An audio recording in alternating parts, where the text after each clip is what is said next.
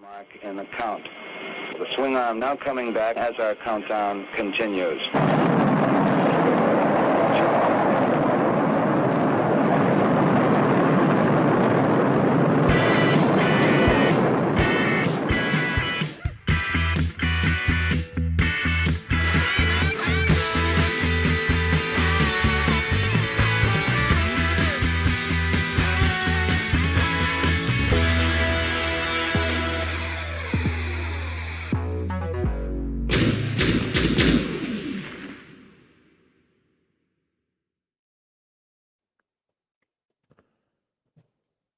Good afternoon, good evening. Hello to you all. Which brother is missing? Can you figure it out? What's up, everybody? I'm Brick Something. This is John from the Collecting Brothers. There was another brother. It's plural. As people know, if you've been following the chat, it's always John in the chat, and there's a sort of running theory, right? Yeah. Is Josh real? Is he canon? No, sorry, that was Dan Larson. Is he AI? I think there's some proof today that maybe there's something to that theory. What you think? What's up, man? Oz is gonna have a field day with this. Oz is kind of like the originator of it. So shout out Oz. Yeah, I know. I forgot to renew my monthly subscription to my AI brother. So that's what it was. Gotta update the payment plan. So give me a second. Oh here. Man, yeah, they raised their prices like StreamYard. Yeah, exactly. So no, we're awaiting Josh. We're gonna blow the cartridge, smack the side of the machine, and hopefully we can get that AI going real quick here. Yeah, gotta get the fans going. It overheated this morning, so I'm a little rusty myself. So I actually took the first week off last Sunday for the first time and for the show. The other time when I was in Japan, I did a pre-record with the Toilet Takeover folks.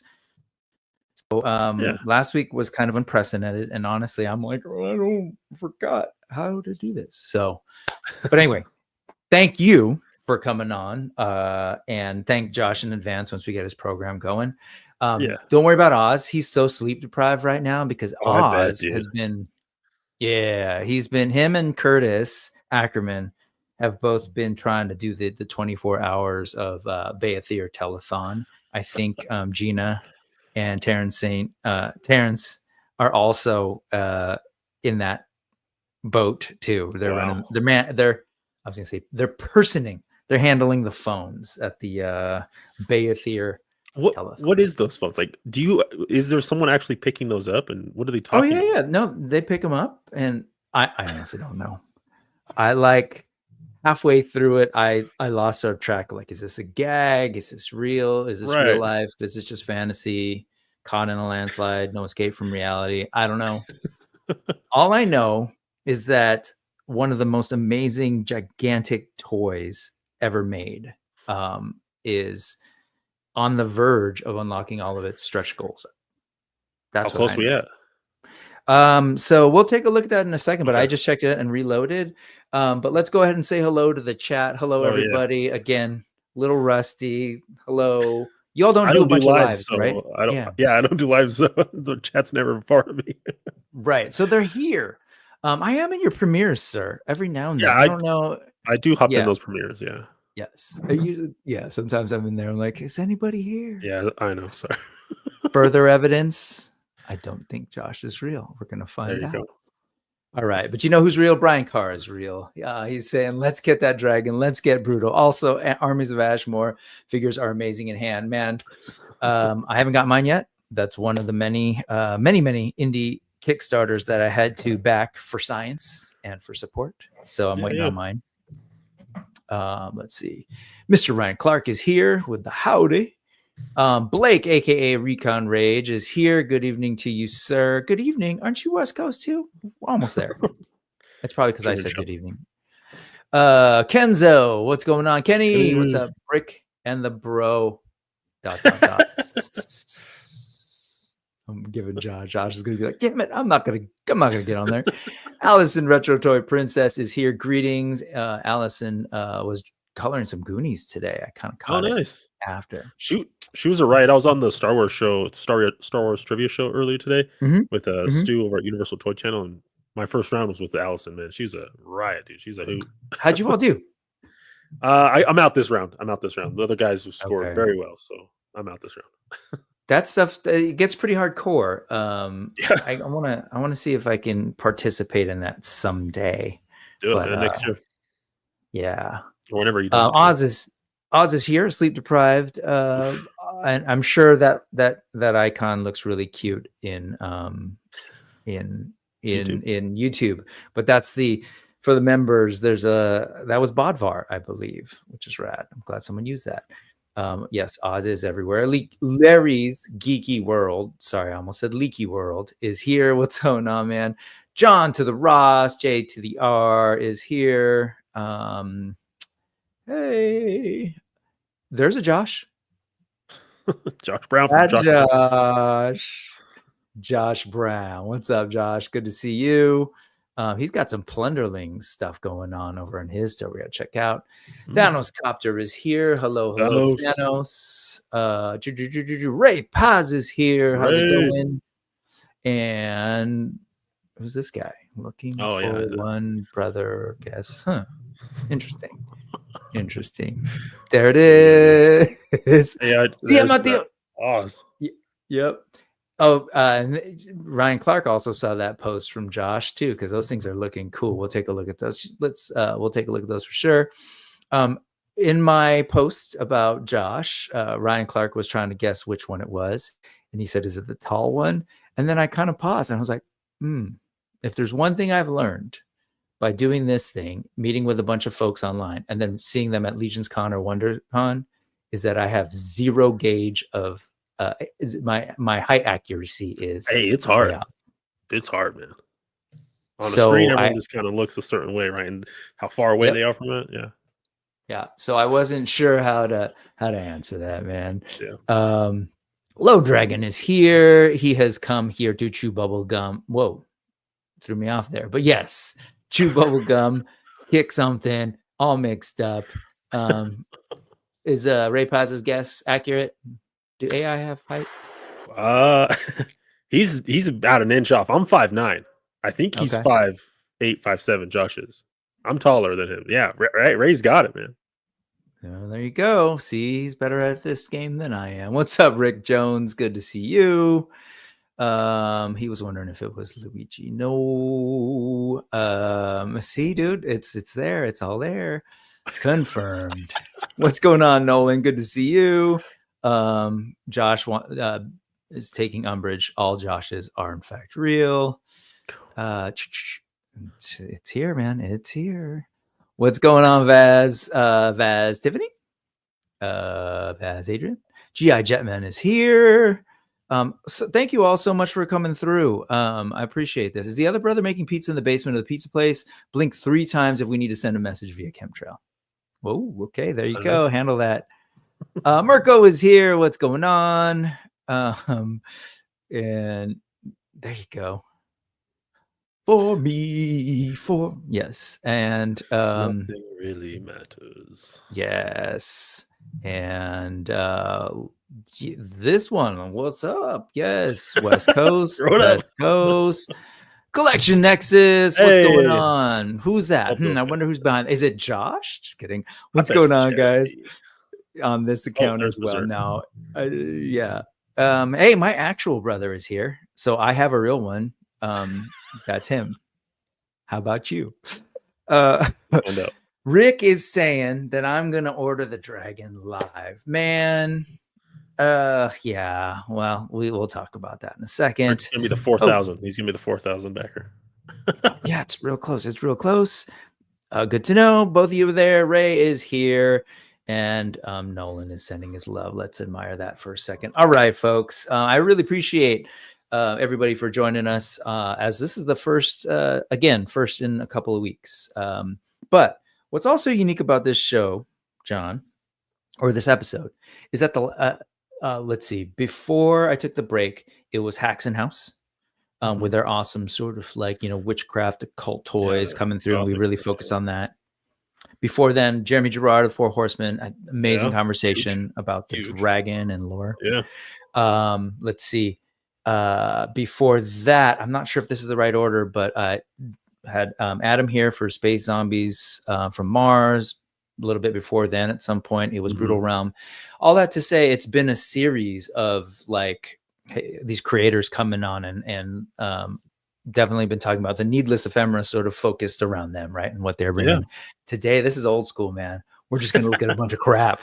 We're just gonna look at stuff, talk about stuff, which is I miss it. I really missed it.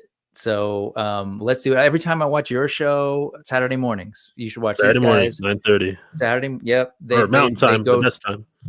They go through their stuff, and then a little bit before then, around the same time, or if you're a member, our Patreon member, you can check out the weekly review by Robo Don't Know.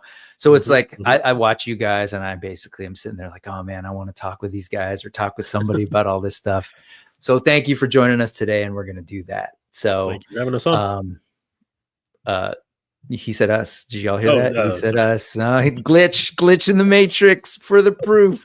What's up, Dave? Thank you so much for that. Let's go ahead and start off then as actually, for those of you who are might be new, down there, you'll see that URL kind of bopping around, and over by John, you'll see that QR code.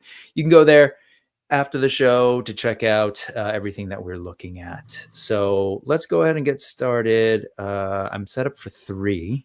That's all right. Because, yeah. So there's a little spot for him down there. But for now, let's talk about some dragon stuff, and let's check out our friends over at Geek Dad Life, who are working with Brian Brink, who does these awesome charts for different crowdfunding, toy crowdfunding, right? So there's some great stuff here for the HasLab charts. There's the Four Horsemen. They did the Flip Or stuff and a couple of Super 7s. But let's go ahead and just look right at the chart. This is the latest. I just reloaded. I'll reload it again. Yeah, the latest was at 3 p.m. my time, 4 p.m. the best time, your time, and then 6 p.m. Eastern. So confirmed. And we are, drum roll, if we look up, 3912 is the last update. Wow. Under 100, man. Yep. So why don't you explain to the folks what we're looking for? What's under 100? So we're looking to get to that 4,000 and get that Beyithirr's Fury unlocked, man. And we already got the Wings all the way fully funded. We got the Dragon's Breath fully funded, which I think is probably the best set if I had to pick the 3 personally. But yeah, man. And it's always interesting seeing these Kickstarters, right? Because they have their initial jump, and then you get the lull, and then that curve is beautiful, right? That's a really good Kickstarter curve right there. From what we saw. And me and Josh made our predictions on our show, just kind of thinking about where they were at, where they're going to hit, and we were hoping for that at least 35,000. But the Legion showed up. 3,500. Excuse me. That would have been great. 35,000. The Cabal showed up, and they're going to get it to 4,000, no doubt. So that's what you thought, that 3,500 is where it it's exceeded the Collecting Brothers expectations. Correct. Dope. Yeah, correct. Which is great. Dope. Yeah.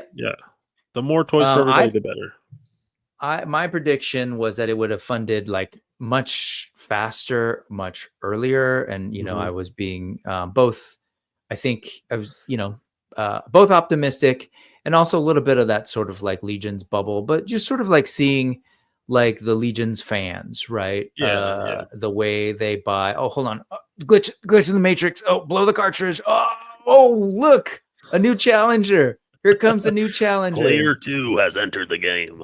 And he's like, these guys, I'm putting on my headphones. I'm going to pretend like I'm real, putting on my... Is that AI Josh? Hey, guys. Sorry, I was late. How's it going, guys? What's going on, man? Glad we got... John mentioned that he had to pay the AI subscription to get you back. Yeah, the subscription expired. It expired. What's going on, man? How are you? Doing good. How are you, Brick?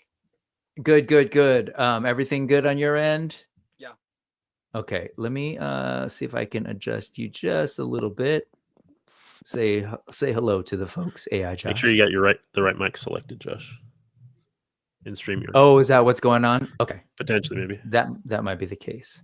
Sound check 1 2. See, this is how we sort of sell the idea that Josh is in fact a real human being. We're like, there you go. Okay, now I got it.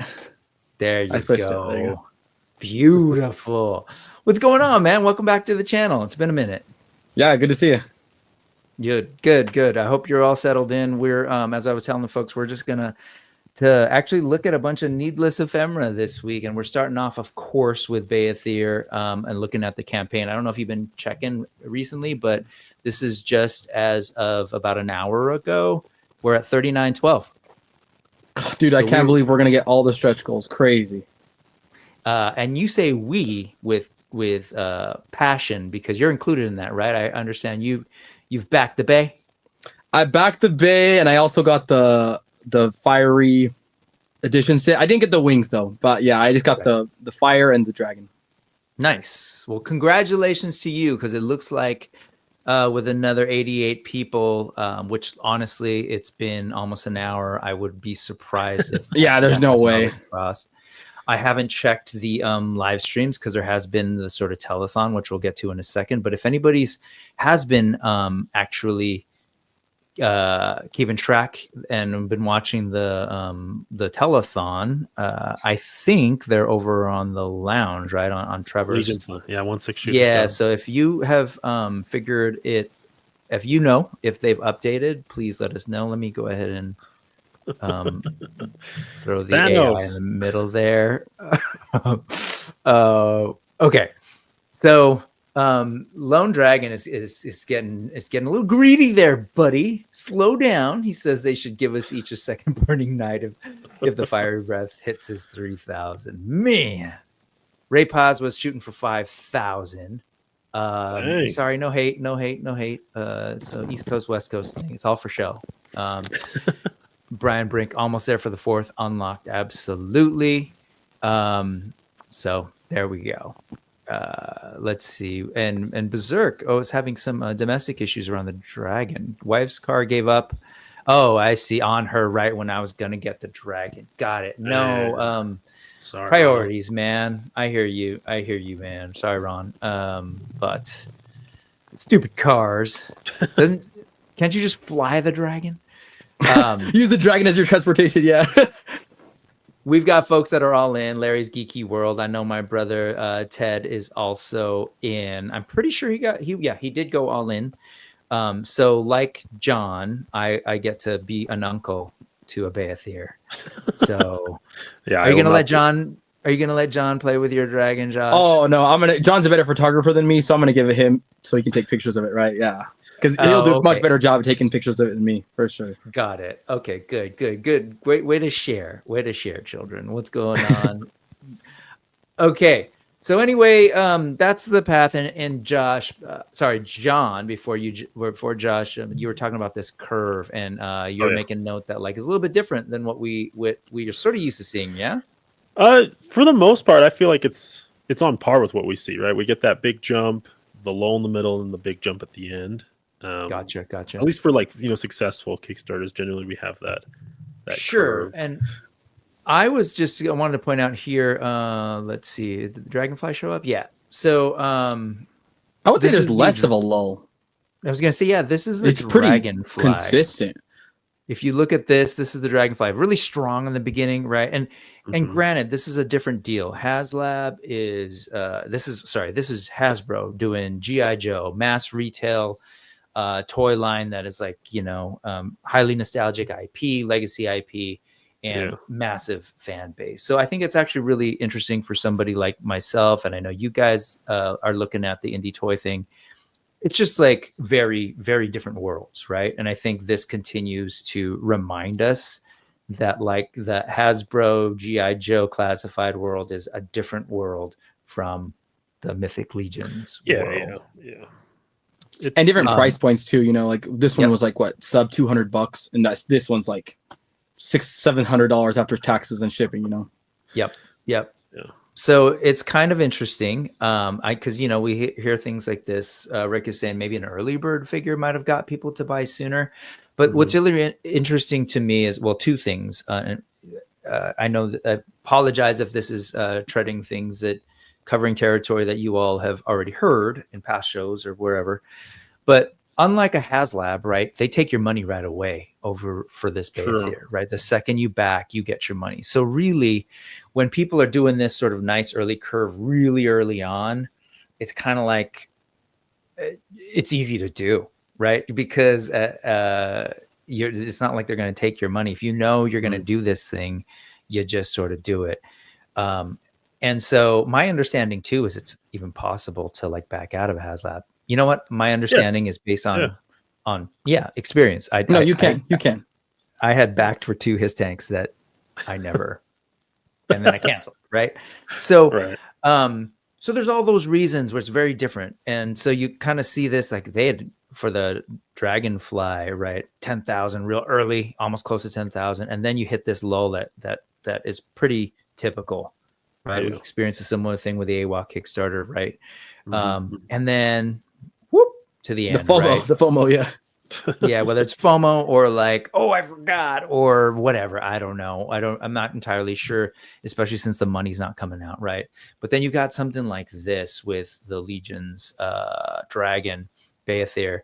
And so I was saying earlier before you jumped on that I was kind of expecting it to like hit 4,000 pretty quickly, just based on my experience with like the Cabal and how people go all in all the time. Right. Yeah, the amount of money people drop at Legion's Con, like alone, like it should have set a standard of how these people spend their money. Right. So I just sort of figured, hey, maybe they will be able to just jump on and make this thing happen as super quickly. But it's taking its time, and if you notice, like it's kind of like a nice, gradual, healthy climb, and then now we are shooting up. So. Anyway, you guys, I know it's exceeded your thing. You said 3,500 is what you were thinking about.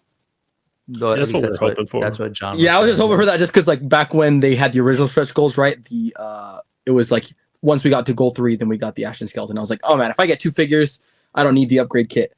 But then once they added that 3rd figure, it was like, oh, we're gonna get it now, because who's not gonna? It's like such a big value now that there's 3 figures along with the dragon. Yep. So we'll see how it goes. I'm thinking, I don't know. I don't really have a basis anymore. My gauge is off of maybe 4,500. We'll see. Yeah. Oh no, wait. We've got till tomorrow night. No, we only have 4 hours left. Yes. Tonight. Yeah. Okay. So we have less than 4 hours left. So yeah, I think 4,500 is probably right. Like I think that's where it ends probably too. Okay, well, there you go. And for those of you wondering if you're like, what is this dragon that they're talking about? I've never heard of this dragon. This is what we're talking about. And this is pretty much everything that's, well, that's not true. So this was their last chance pre-order to pre-order post. Shows you the dragon.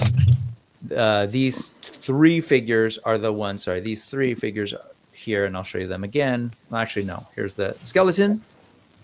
Benegar and the Benegar's Fury. Benegar's Fury. Yep. Beyithirr's Fury. Beyithirr's Fury. And then these guys come with the accessory packs, right? And those are all unlocked. Those went real fast. But in addition, this is the latest figure that they just revealed. What is it this week? Like fully revealed.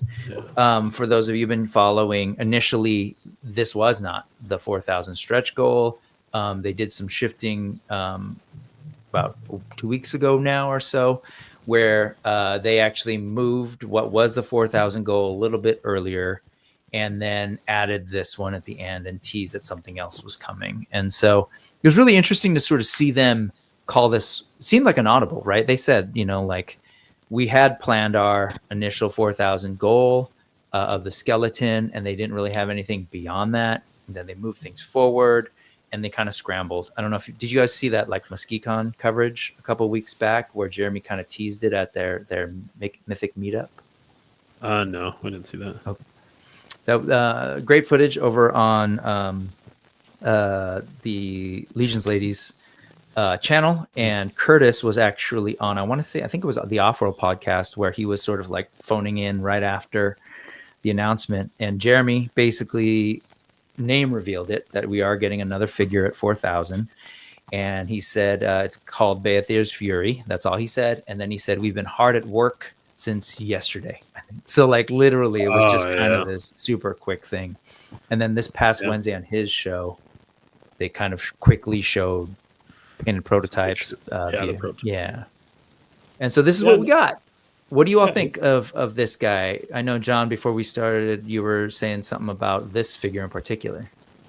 I love this, man. I think it's just, adding more value to that dragon. I like to call it collector math, right? When you got a dragon, it's 550, but if you unlock a figure, well, that's minus $50. Oh, it's a deluxe figure, minus $80. Now you're looking at a sub $450 dragon, with all these figures that are thrown in. You don't have to pay anything, right? They're included in the initial price, and so that dragon looks better and better and better for them. And I think that was a great audible that they called to help people get this funded. And just like with HasLabs, like we've seen where people can like recoup some of their costs and sell just the figures on the aftermarket, right? Like people were selling their like Silver Surfer from the Galactus and kind of recouping kind of that $550 price tag. Yeah, that's true. Is that still selling? Do people really want that Silver Surfer figure? Well, like initially. Back in the day, yeah. See, I'm lazy. I'm sitting on 2 Galactuses that I haven't opened, which is part of my issue with. Anyways, whatever. Moving on. I think this figure is pretty dope. I will say, it's exactly what you just said. They basically added 3 figures to the actual Beyithirr deal, and they're 2. 2 of these are fairly like unique figures. We know that Benagar is going to have that unique head sculpt and the pauldrons, and then they're throwing in these pauldrons, same pauldrons that are only going to be for these 2 figures, like ever in the history of Mythic Legions or in the future of Mythic Legions. Those are the only places where you're going to get from the studio those pauldrons. And for me, I'm not a knight guy. Like I do Legions, and I do have a good amount of knights, especially after the armory experience. But like, it's not my favorite part of the line. But I like the weird stuff, right? And when you give me like a dragon that has like its own order of knights that have like dragon sort of like elements on it, I'm kind of intrigued. The helmet isn't my favorite helmet in the line. It's very like of our world, right? Like we see those kinds of knights here, which is fine. Like, but for like a dragon, especially in Mythos, the whole thing is like this dragon appeared out of nowhere and they didn't think dragons existed.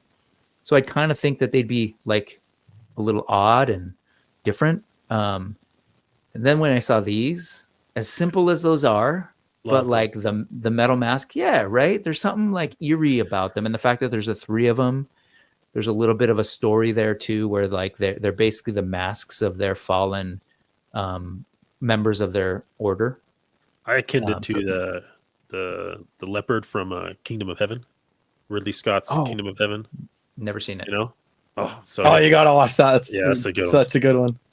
When Ridley Scott does swords and sandals or that type of he's so good at that stuff.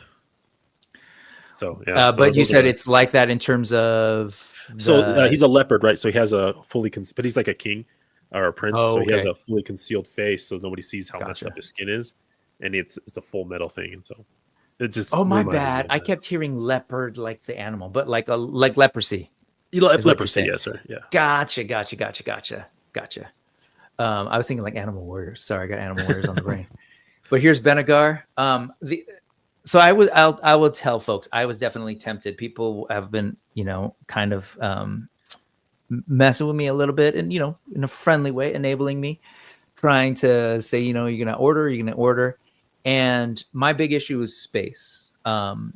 So I can't, there's just no way I can wrap my head around where I would put that giant dragon. And then just have to like, there's a whole idea of like my classroom, right? But like every time I move and I have to worry, like, so it's a big deal. Like I'm trying to imagine what that box is going to be like. Have you thought about that, Josh, in terms of like what's going to be like when this thing arrives and where it's going to go? Yeah, hopefully it takes like a year and a half. So by then I'll have like a new place where I can put all my crap in. But no, for sure. That's one of the biggest reasons why I kind of didn't order the wings. Just because I was like, it's already big enough and the wings are going to make it an even bigger piece. That's why I was like, I got to cut it there. No wings. Yeah. Well, I was really tempted because I was like, oh man, maybe I can just get one for like the figures, right? Yeah. So I don't know. There's a couple more hours. We'll see when the show ends. I'll sit here and reflect on my life and determine what I'm actually looking for. If there's anybody here in the chat or anybody who knows somebody, ideally on the West Coast, perfect if they were local, who would be like, hey man, I'll buy the dragon, and why don't you take the figures? And I would love to work something out like that. So if that's anybody, that's maybe you in the chat, and you just want the dragon, and you're down to let me buy and pay for the figures, let's talk in the next couple of hours, because the shields look cool. I know we're going to be getting these shields again. I actually asked Jeremy yesterday while he was on one of the streams, like, hey, are you going to like switch up the color so we'll never get these colors? Because I really like the way these shields look. He said, no, I can't say that we won't ever do that. I don't want to lock us in. So they're still stuck on the helmet and the pauldrons and these pauldrons, and that's it. The other bits of this are fair game. It seems like these figures will be coming in. So, but I'm still intrigued by them. I think they look really cool together. I appreciate the sort of different colors and stuff. Well, and Bendigar's on that new Necronominus kind of setup, right? Where they have like the soft goods tunic and torso with the hard plastic underneath. Like Josh has been raving to me about those, how that setup is just so nice. You've opened up all your knights, Josh? Yeah. No, it's the best Mythic Legions wave to date for sure.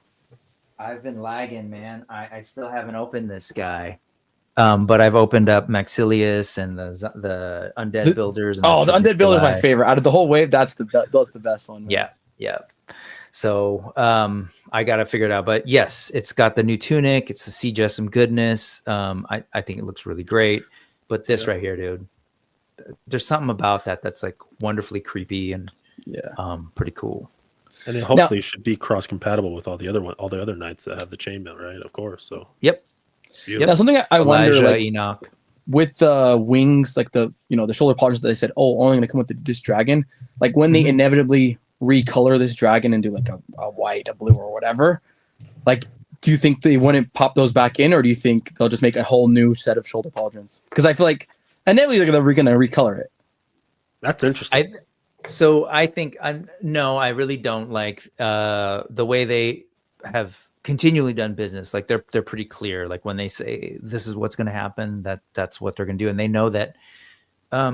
They've got, that's part of their brand, right? The way they sort of interact with their customers, the way they sort of lay things out. If they say something like that, they realize that it would actually affect them pretty negatively, I think. Like if they were to, and sure, there's like, we talk about tooling and everything, but they're going to cut that steel with those pauldrons, but there's other bits that are going to be in that steel, right? So pauldrons, it's not like the end all be all. It's not going to break your budget if you're going to just use those things twice.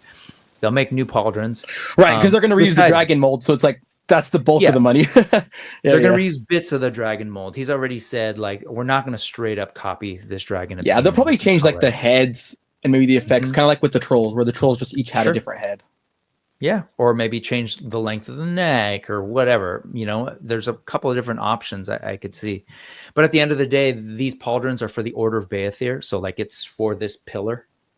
And if they release other pillars, presumably other dragons, even if they're dragons, if they have their own order, they'll presumably be a little bit different anyway. So, but anyway, I love this. I love the bucket head with the horns. I think that's actually a really cool look. It makes it less, I don't know. There's something about that makes it look like less like our world Euro Knight. But anyway, congratulations, Josh, because you're going to get these. These are yours. Like these are real things that are happening. For me, it's all hypothetical. Or when I go down to hang out at Ted's and play with his toys. So, all right, let's see what else so if you haven't been following this, Beyithirr final stretch is until tonight in 4 hours from now. I think it's 11 p.m. Eastern time. So right now they've been going through all these, right? They did the Purple Gang pre-show. I was on the Ostradamus Toys Clubhouse last night for a couple of hours. Then they were on the Let's Go Off-Road podcast, then the New to Mythics podcast, Schmerber, and then Curtis's Art by Ackerman and the Legions ladies, which was great. They kind of did a simulcast.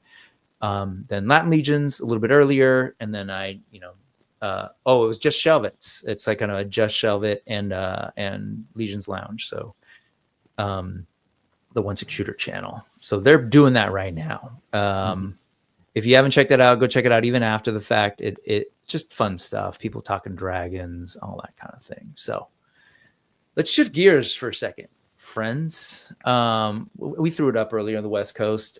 We claimed it as the best coast. But I will say a shortcoming of living on the West Coast is that we don't get to see the studio much, right? We don't get to go to those cool cons like MesquiCon and IshCon and ToyCon New Jersey and on. And then, of course, Legions Con is a little bit of a trek. But more recently, right, there's been a couple of instances. First off, this is going to be the 3rd annual Mythic meetup that I'm sort of showing here on the West Coast. So up in Sacramento, I've been to all 2 of them, and I'm going to be there on the 3rd. In fact, I'm helping to organize this next one on May 3rd. But before that, they did LA Comic Con. I think they did a D-Con, but that was Vegas. And they more recently did, what was that thing called? It was down in La Mirada. Oh, the Geekin' Out show.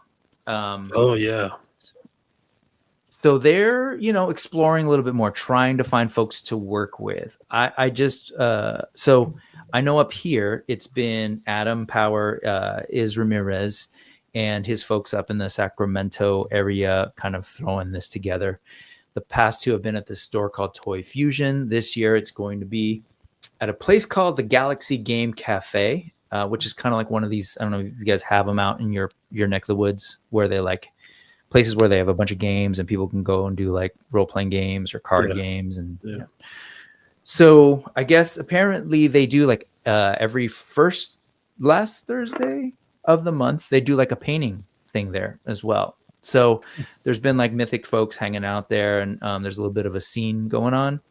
So that's where it's going to be this year, at the Galaxy Game Cafe in actually Citrus Heights, which is like minutes away from the Sacramento border. And so, as you can see here, I've actually been helping with outreach, so help design the flyers.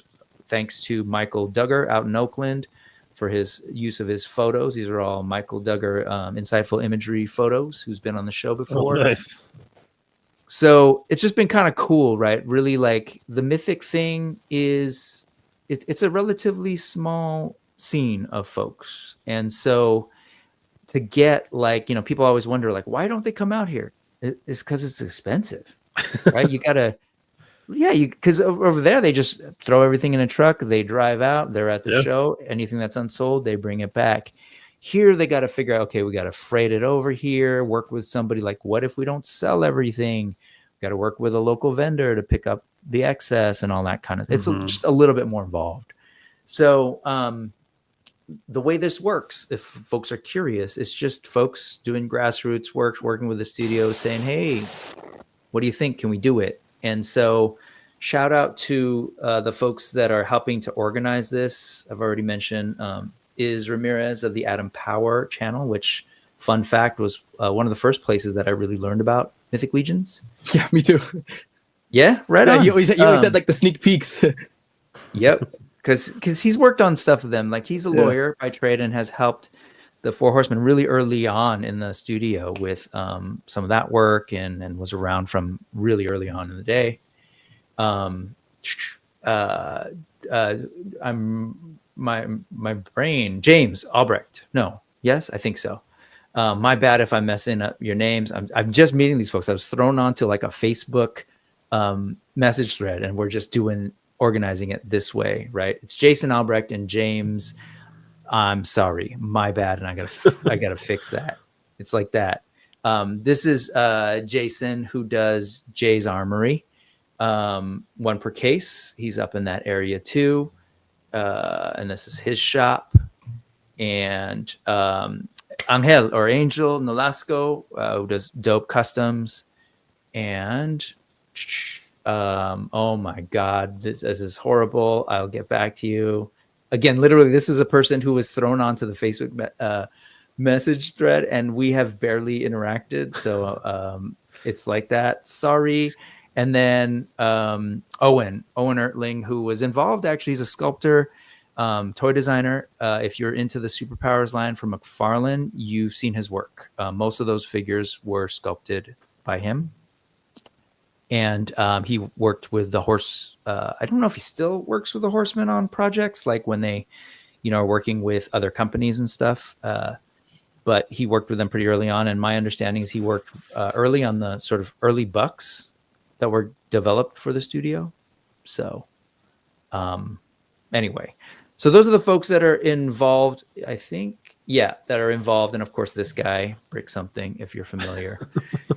The next couple weeks, I'm going to be doing here on the show kind of outreach for the show. Next Saturday, it's going to be me and Nate Barch, who will be representing the studio.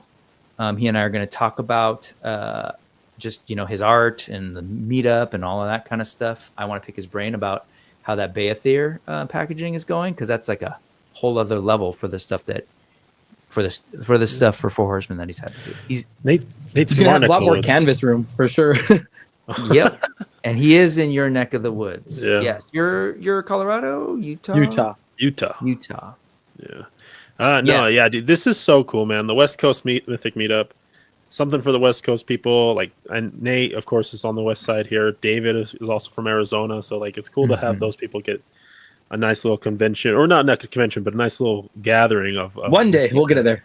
And that's what I was thinking. That's what when me and Josh covered this, we were also kind of saying that like maybe eventually, right, with enough momentum, enough people going, we can get it to a con level to where we can maybe get some more pull from other companies to show up. Yeah, man. And which would be great. I would love that. And Mythic has the passionate fans to get us there, I think.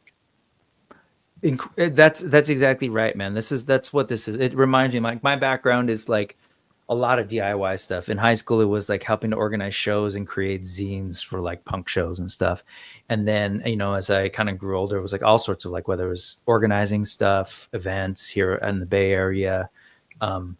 And so that's what it reminds me of. It's just like, hey, you guys want to do this thing? And it really is truly like a grassroots effort. Yeah. You find a venue who's down, like you build up a little scene, and you see if you can outreach and get people there. Yeah. And so you all should didn't you saw Nate at a con, right? Was he not repping the studio, or he reps? Yeah, he was here with Jim at FanX, our kind of convention that we have. Yeah, he's gone twice now to that. Yeah, and I love going there, man. And Nate like recognizes us now. It was funny because like when I showed up, he kind of like side-eyed me because he was like handling a customer, and he kept like looking at me, making sure that, hey, I see you. I'm gonna talk to you. Just wait. Yep. Yeah, it was good to meet them and see them always. Well, I would love to see this kind of thing develop more. And hey, like I have an interest in you guys doing it because like I feel like you create more of a network, right? I think they've got people down in Arizona, like Thomas is out there. David Williams, who's actually going to be here, is out there. So maybe, they're kind of like the street team out there. Yeah. We're doing this. It seems like stuff is happening down in the LA area with La Mirada geeking out. I'm actually hoping to develop something here in the Bay Area proper. So this is actually 2 hours north of me, but we're looking at a spot in Union City with Gil Lomas and Matt Major Reaction. And they're sort of like comic shop. Talking with Wade from Unparalleled Universe. Oh, like nice. I want to do something like more of like an indie toy ticket kind of a thing. So just throwing that out in the universe, but this is who all's going to be there, right? The studio will be there. Nate Barch will be there. David Williams, Geekology, who's like a local shop up there. Jay's Armory. We saw Mike, who's got awesome customs that he does. This company, Spiro Toys, I don't know if you're familiar. They do. Are you going to be repping them, or is someone else coming in? You? It's totally this Brick Something guy is going to be there, and I will be sharing a table with Wade. So we'll have a little bit of Unparalleled Universe Odious stuff there. Cool. Angel will have his stuff. Michael Duggar, whose photos you're seeing here, Insightful Imagery, and Tim Fung. Toy Fusion, which was the store, the performer venue. Carver Customs is coming out, which is awesome. That, dude. Yeah. And Owen, who I mentioned earlier, Brick Something N.E.W.S, and then Cody Ceballos. And quick clarification, and my bad. So as I said, as far as organizers, I did it again. James Burns. Oh, I suck. Jason Albrecht, one per case. Angel Nolasco. And this is the name I forgot, and I have it right here. Mike Cinder. So this is like an example. He's just learning. I think he's just learning to paint, and he's been going to those Thursdays.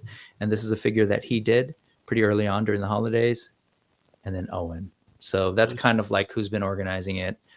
Come through, folks. If you're on the West Coast, if you're nearby, if you don't got to pay for new breaks, because I know that's the situation here with somebody who's already mentioned that to me. But if you can come up, please do. And everybody else, if you could help us out, please follow the West Coast Mythics account on IG. I'm running it, and I'm going to try and get more info, trickle it out. So, yeah, love it. I hope you guys get to do one in your neck of the woods soon. I think that'd be really cool. I mean, Sacramento, bring a dragon not that far. Yeah, well, we kind of just heard about this, but like for sure next year, me and John will definitely have to go for the next one. Really? Yeah, that for would sure. be awesome. For sure. I wasn't sure, but okay, I'll keep you guys posted for sure. Yeah. All right. That concludes the Mythic Legions portion of today's show. But we should probably check in. Of course, Tiffany Mythic Dolphin is here. She's been like championing this and other indie toy crowdfunding with a full report. I mentioned 3912 was the dragon, but the Fiery Breath accessory kit is 3175. Wow, well exceeded, right? Yeah. It's the best part, man. It's the best set, I think. Best bang for your buck. Yeah, totally. Because I think folks are just, I'm sure a lot of these are people who aren't getting dragons, but I was kind of assuming that if you got dragons, a lot of more people will get this and then some. But the Epic Wings at 2337, they also like blew through their goals. So, I feel like I've neglected the chat. So sorry, folks. First off, I got to acknowledge Largo is here. What's up, Jim? Let's see. Just to our earlier conversation about the sort of like merits of having a early bird, like Rick was saying over here. Brian Brink, the person behind the charts, was pointing out that the early bird did work out well for that Cat's Lair. People wanted their key. So didn't quite work out well for Eternia. That was a little awkward. But Brian Brink is helping me feel good because I felt a little guilty for canceling his tanks because I know Hasbro needed the money, that poor struggling corporation. But Brian Brink has a friend who both he and his wife backed 10, 5 each, and then backed out. So oh yeah, because that's the limit. That's the cap. You can only 5 per account. Yeah. Yeah. As far as the actual dragon goes, I know like people are like, what's this dragon? So I hope I clarified that. Yes, as Lone Dragon, the other dragon says, I can't believe you've never heard of me. I'm like the most annoying dragon in the world. Yes. Thank you, Tiffany. And if you get an update, please come back and let us know if we miss it. Quip wanted to point out that Bay's Fury, or the you can't see my hand. I was doing a favorite America's Best Dance Crew thing, which is I think before both your time. Jabberwockies? Are you guys familiar with Jabberwockies? Yeah, we know. Cool. We're a very Quip, dance-heavy influenced family. Wonderful. And Quip, I know this kind of thing annoys you, but you spelled it wrong, friend. Boom, enabled. Let's see. See, look at this. He gave me examples. Yes, Art G sent me some photos of ideas like Beyithirr in the bathroom, Beyithirr in front of the front door, Beyithirr in I think it was as a garden gnome. Yeah. So, and I kind of wrote back and I said, "Man, we live in a 925 square foot, 2-bedroom, 1 bath, 4 people. Some folks would be upset if it was in the bathroom." So, see, Berserk knows it's not even just because of the mess. There isn't space here. Yeah. Anyways, let's see. Oh, here we go. Quip's got me. He said, "I'll buy the dragon and sell you the figures. Figures will run you about $800 though." I see how you do, Quip. Him and the Geek Dad Life crew over there flipping like crazy. Gonna get his money. Yeah, and see, then there's this. I hear you, Josh. Estimates on the resale of these figures are pretty damn high. Probably cheaper to get the dragon and sell it down the road. I know, it's just that's a big old thing to sell. And that's what I was gonna say. Things might break when you try to ship that thing. Like you might end up breaking, and then people are like scamming out there. Be like, "Oh, the dragon broke on me," and then you're gonna be like, that happens a lot with like the statue community because the statues are so big. It costs like a couple $100 just to ship it, and then they say, "Oh, it's broken," and then you lost all your whatever you're gonna make. Yeah. It scares me, man. That stuff scares me. So we'll see. I don't know if you all saw Empire Toys is actually doing a raffle. They've done 2 now, where there's like what 80 spots. Yeah. $10 a spot. Yep. I got 2 spots. Oh, nice. For the first one, but unfortunately Kenzo's already like gonna win it, as he said here. So he's already like, I'm winning it. So how much did he put in there? I think 10. No, it doesn't matter. It doesn't matter. He's just winning it. All right, he's kidding. And then they did a second draw. So how wild would that be if I won that one? That'd be insane. Yeah. $10 Beyithirr. All right, Kenny, when you win it, give me the figures. Okay, so now to the West Coast Mythics Mythic meetup. Thanos is trying to come through, which is going to be awesome. He's going to drive up from Central Cali. I would love to meet Thanos in person. I'm just going to say that. I would love to meet Thanos. I want to just for the record, he didn't say that about me, Thanos. So just to be clear. And then Rick Jones asked an important question: is the legendary barbarian going to be there? So generally speaking, the horsemen don't like to sort of put that out there as whenever they do shows for a bunch of different reasons. But I think hey Brick, you got something in your eye? Yeah, my eye's itchy. Wait, let me scratch it real quick. Yeah, it's really itchy. We'll see. My 8-ball says highly likely.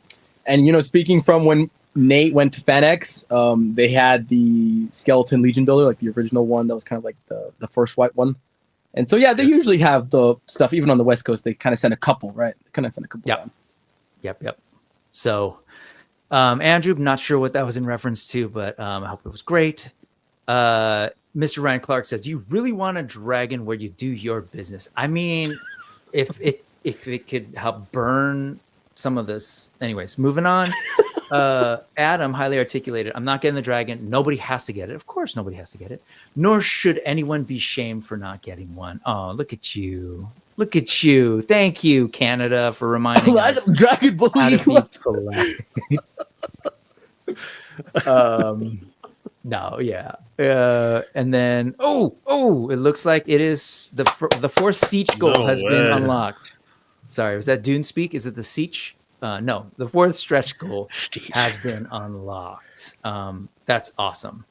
So Beyithirr's Fury has been unlocked. Woo! As of like a minute ago or 2 minutes ago. So that's awesome. They did it. At the risk of no risk. Yeah, dude, I'm with you guys. So fly that flag, please. Okay. Congrats, everybody. And you know what? I think that's not only just like a good attitude to have for those of us that aren't necessarily getting the dragon, but I think at the end of the day, this campaign, I think, is pretty important for indie toys, period. And I would argue toy collecting in general. I've been kind of saying it's kind of historic, right? But especially not them doing it on Kickstarter, like having them not having to pay those Kickstarter dues. This is kind of the first time I've ever seen kind of a crowdfunding done not on Kickstarter. So it's super successful because then those savings that they don't have to pay to Kickstarter can be passed down to us, which is probably why they were able to give us a third figure. Yep. I think Fresh Monkey Fiction / Big Bad Workshop sort of sort of does an interesting like hybrid crowdfunding thing like with their stuff. Yeah. But yeah, I think it's the way to go. Like if you have a platform and a base, a dedicated base like the Horsemen do, because Kickstarter takes a chunk of cash. So good on them. It looks like 4,000 units and still 3 hours to go before the Dragon pre-order closes. So congratulations. Yeah, congrats. Let's shift gears a little bit. Last weekend, part of the reason I didn't do a show is because I was an exhibitor with Spiro Toys with Adam, highly articulated, who I believe makes a guest appearance in some of these photos here somewhere, but I'll get to that in a second. But I know you guys covered a bunch of WonderCon stuff as well, yeah? Yeah. Is there anything that stood out to you at the show that Josh you guys saw? sort Sort of? Hangs out in the forest, elusive. Oh, that the Sasquatch from the Monster Force. Oh my goodness, thing was crazy cool. Oh, over that was Toy Lana. That was Toy Lana. Oh, gotcha. Sorry, my bad. Yeah. No. He set me up for failure. He always does. No, I would say the Frosty the Snowman. I like that Frosty the Snowman because we were talking on our show on our last episode how it can just kind of go beyond collectors, like people who just like this classic cult movie can buy it as a decoration. You know, this one you can put in your restroom. This one you can put in your living room, not like Beyithirr. You know. Yeah, that's true. He might melt, but it's funny. You just referred to it as a classic cult, like always a reminder that I'm that much older than you. But no, but totally. This was like, for those of us that remember, I think it was usually Channel 2 or in LA, I guess. And you get this cool CBS, and you get this cool special graphic that would come on, and you knew either I'm going to see a Rankin Bass Frosty the Snowman or some other cool or Rudolph, Yeah, or Rudolph, or it was like a Charlie Brown special or something. That was an exciting time whenever I saw that thing. This thing was great, man. We were there. The show started on Friday, and Adam was setting up the night before on Thursday, and he saw this like in their booth already. They kind of just had it up and out.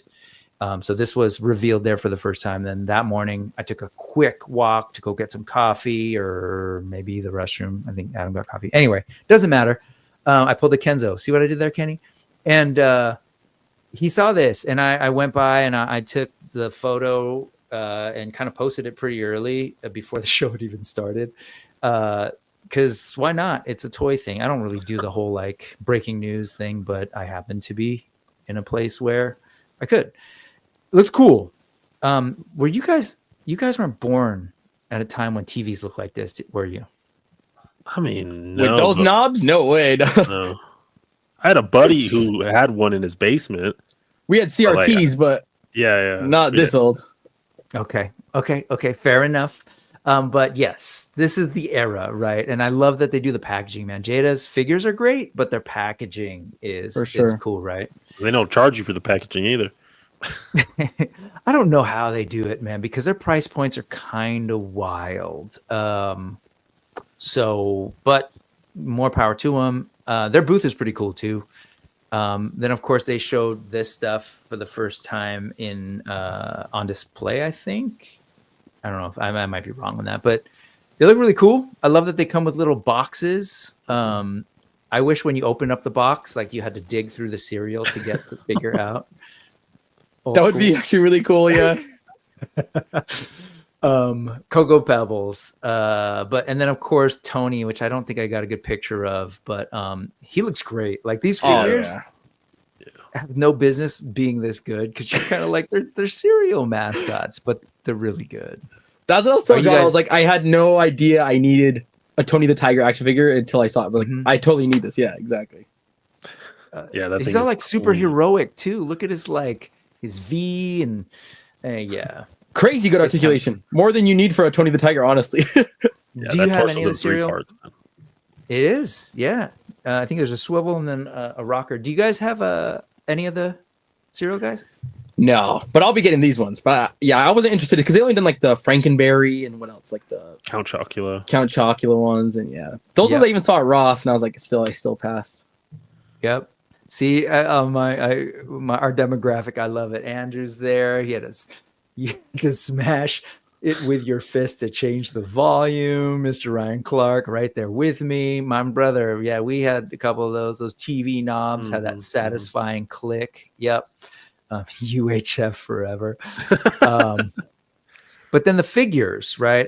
As Ray points out, man, they're always knocking it out. And yes, they all should come with a bunny that is potentially on some kind of narcotic. But yeah, I think, and then of course, as Lone Dragon points out, the price is not great anymore. $30 is good for that. What you're getting, I think. Exactly. That's for that packaging. Oh yeah. Yeah. But you know, to his point, I get it, because they started off at 25, and that was like, whoa, you know, right there at that sort of competing with Hasbro, Mattel price point. And you know, I don't know if we're gonna get to it. I told you guys, man, I feel like talking a lot of crap this weekend over these tariffs, but we'll see. We'll see if we get there. Yeah, to be honest, I probably wish it was 30. It might be more now. That's what I was gonna say. They might be going up, man. So, but that said, the figures are great.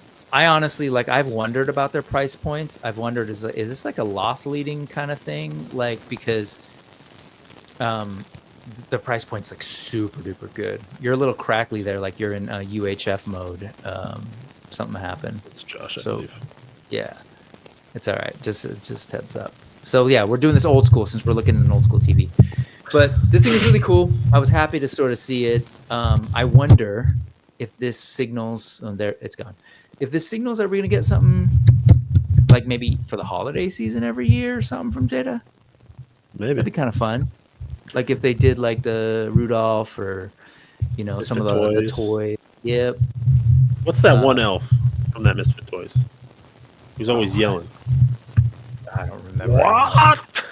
Frosty was not my favorite. My favorite was the basically the story of Santa Claus. I forget what it's called, The Legend of Santa Claus or something, with the Magua, and yeah, it was cool. It was like kind of high fantasy a little bit. So, but I think it's great they got this license.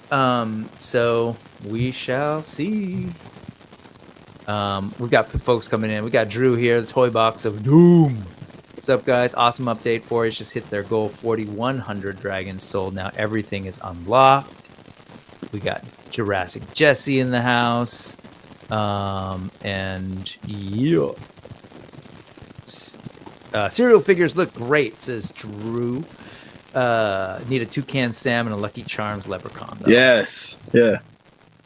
You guys, were there cereal advertisements still when you were growing up, or less so? I mean, yeah, Lucky Charms, Tricks. No, Yeah, for sure. We still had the toys. We still had like You did. collect stickers and mail it in for a prize or something like that. Yeah, we still had that stuff. Yeah. Is there a figure that hasn't been announced yet that you'd like to see in cereal form? We were talking about it action on our figure. show, and we were saying it's kind of the same thing as that guy said. Mhm. The Lucky Charms Mhm. leprechaun, Toucan Sam. Yep. Yeah. Yeah. Cookie Crisp. We got the Cookie Crisp Bandits. The dog. Maybe yeah, the Tricks bunny. Tricks Bunny would be cool. Mhm. Yep. And then like people really want to see other things too, like McDonald Land. Yeah, absolutely. Would be pretty cool. But the Rankin Bass stuff is great. Cereal things, I think people have named them. So anyway, that was cool. Anything else at WonderCon caught your eye?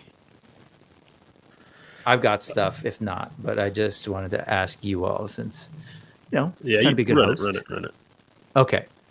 Well, first off, this is Thursday. You know Victoria. I think Victoria was on when I think you were in the clubhouse, but this is one of Adam's young people who he put to work. She was the official hammer giver outer. We at Spiro have sort of extra Thane hammers on a sort of different with a stronger shaft for like the smaller figures that we give out at shows. And that was her job. But let's talk a little bit about the show. It was a good show for Spiro. I had fun basically like playing with toys, posing them up. We had to kind of like show off the, what do you call them? The primitives? Primals. Primal Ancients. Yeah. and then threw on like some of the figures. Sorry, some of the armor. So there's Adam there, chilling, looking all professional. But I'm pretty proud of the way we handle the booths. I think he and I do a good job of kind of like talking to people about the line. Everybody who came through, we're just asking them, "This is your first time hearing about it? Like, do you have any figures, etc."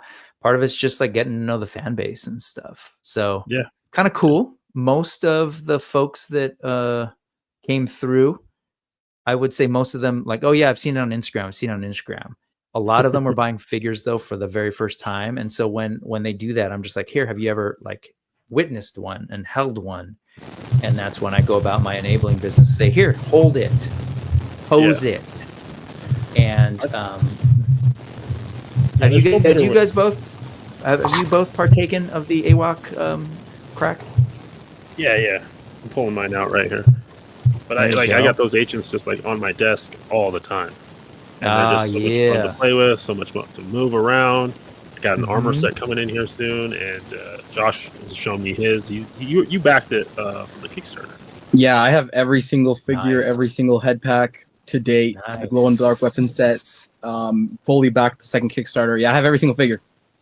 Whew, I love it. Well done, sir. You probably have. I don't even have every single figure. I'm pretty sure there have been a couple that I've skipped. Bad fan. But I finally brought this guy home, which was fun. And then, I need me a big boy, man. One of these samples. But anyway, this was fun. Like I basically get to sit there and play with toys. Hey, look, I'm wearing the same clothes. Dirty. But yeah, and then kind of see it. Shout out Toy Migos who factor in later. I will say the best part of the show is always getting to hang out with Adam in real life, and other folks, right? So there's a bunch of folks in SoCal. The Toy Migos are there.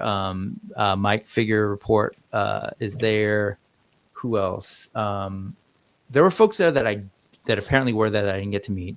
Wade, who's local here, was out there. MCU Collector. A bunch of the Toy Migos, Cheney 180, Augie Perez, Adam from The Cursed Dead, which was rad. But it was just kind of cool. It's like, we talk indie toys all the time, and to sort of have everybody coming through who are like of the people that I just named, Adam Highly Articulated, Adam aka Playing With Himself, or it's actually Playing With Myself. Like he makes toys for a living. Wade is making a toy line. It was just kind of neat to have like all these indie toy makers in that space. And then just selling you some more AWOC, folks. That's what we did, and that was fun. But then there was this, which was rad. I wasn't expecting Jada to have this there. So it was really cool to kind of to get him and play with him. People would ask, like, because it would be on there, and a lot of folks didn't know that he was out, and I was telling them this is what an AWOC figure looks like when you shave off all the fur. So that's what we end up with.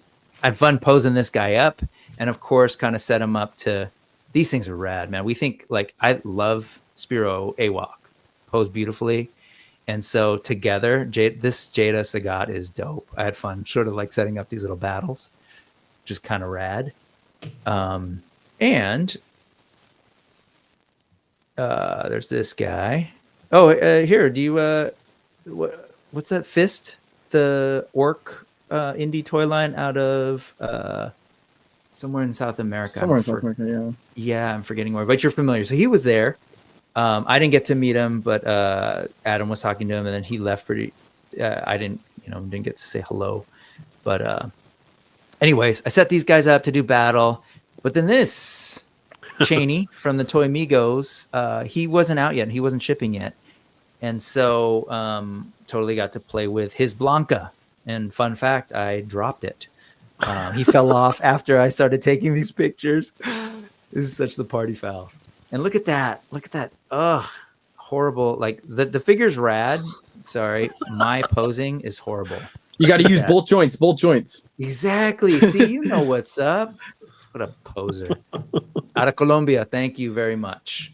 And And yes, Lone Dragon, we no, there's nothing going on. It's all in your head. Mr. Ryan Clark asked an important question, and I honestly don't know, Mr. Ryan Clark. I'm like I'm a shill.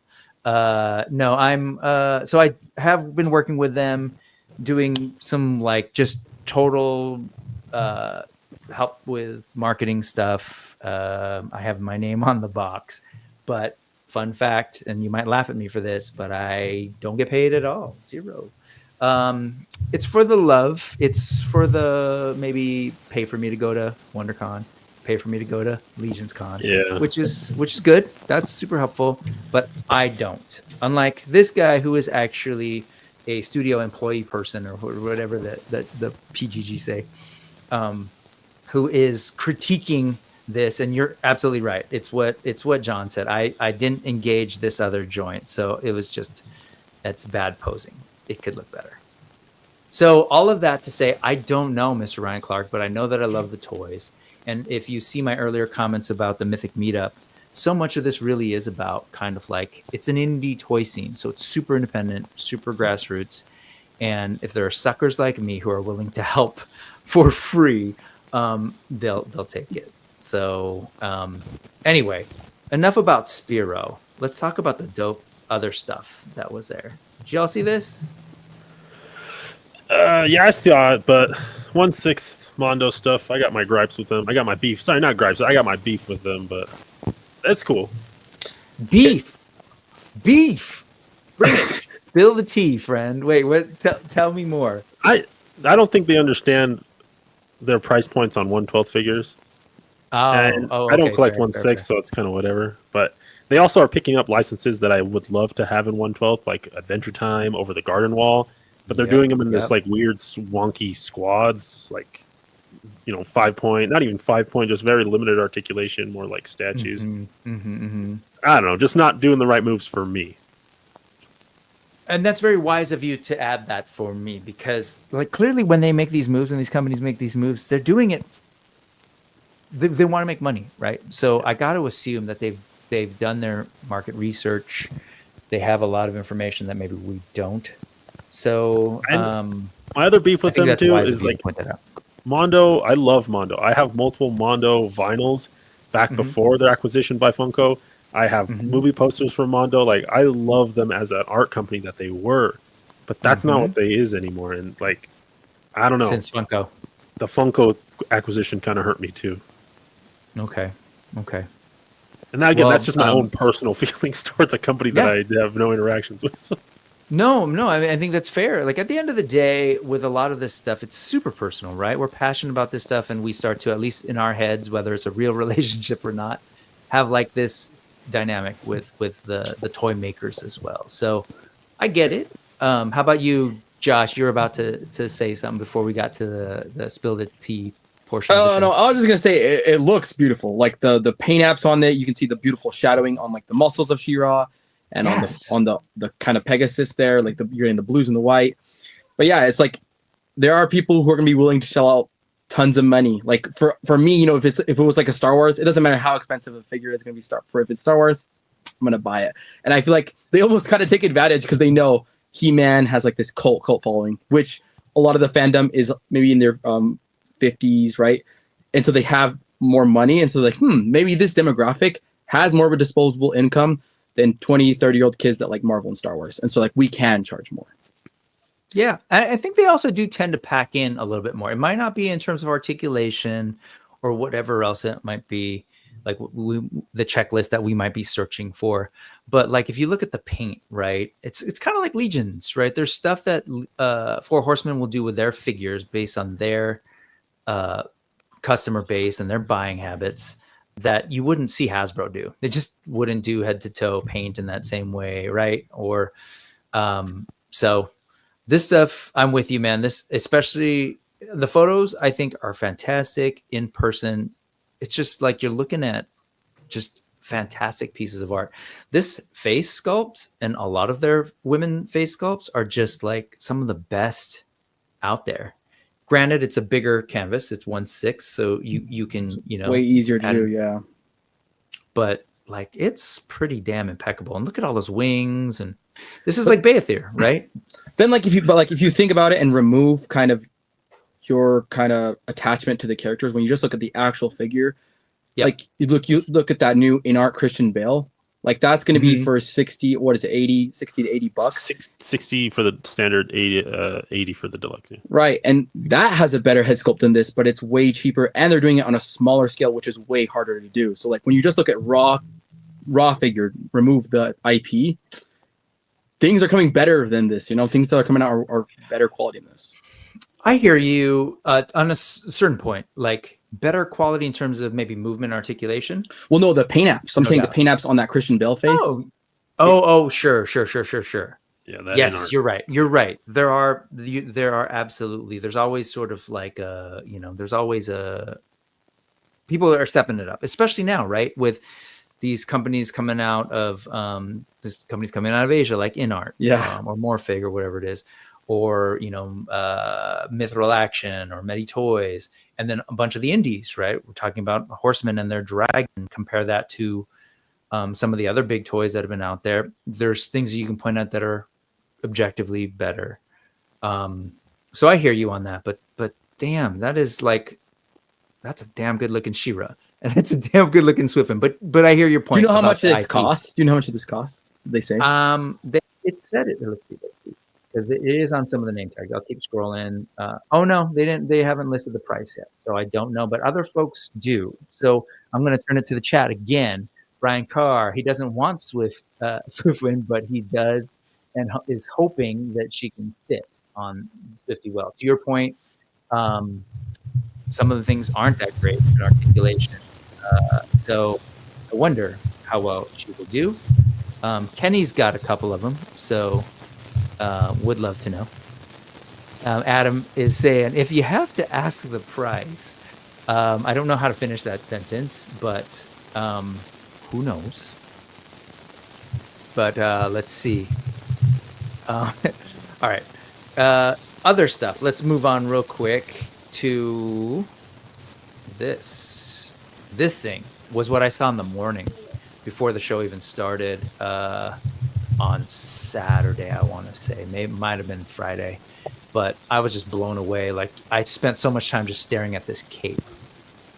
Like, this is some masterclass soft goods stuff. The scalloping, the wires that are in here. It's it's clearly a prototype, so I'm sure a lot of I'm not totally sure if a lot of like this rough kind of stuff will go, because as you can kind of see, it's part of the whole like look, right? But this thing is absolutely beautiful. And what I like about what Mondo does is they'll take these classic characters and their sort of art direction is to like give it to zhuzh it up, right? To give it the Mondo treatment. And all of this detail here in the armor and here, I just think is absolutely beautiful. I went ahead and muted you, Josh, because of the crackling sound, but just unmute it whenever you want to jump in. But all this stuff is super cool. Do you guys have any attachment to the Thundercats, or? No, not me. I don't know. I did not grow up on the 80s stuff. We are more 90s kids. We grew up on like, I don't know, The Amazing Spider-Man animated, X-Men 97, Power Rangers. Grew up on that stuff. Godzilla, I don't know. So this Thundercats wasn't around for me, or Motu, right? And so, from a design perspective, what do you think of what you're seing here? It looks great. I like the coloration of the gold that they're getting off of being able to pull off. And the soft goods look interesting. There's like a lot of them in the helmet as well. But yeah, I mean, it looks good. Mondo makes good figures. Like I'm not gonna say that they don't. They are beautiful, gorgeous figures.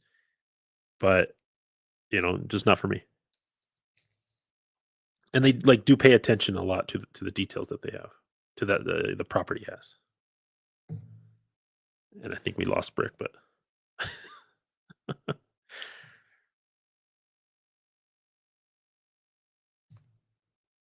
yeah, he was cutting in and out for a second, like his mic was like dropping in quality.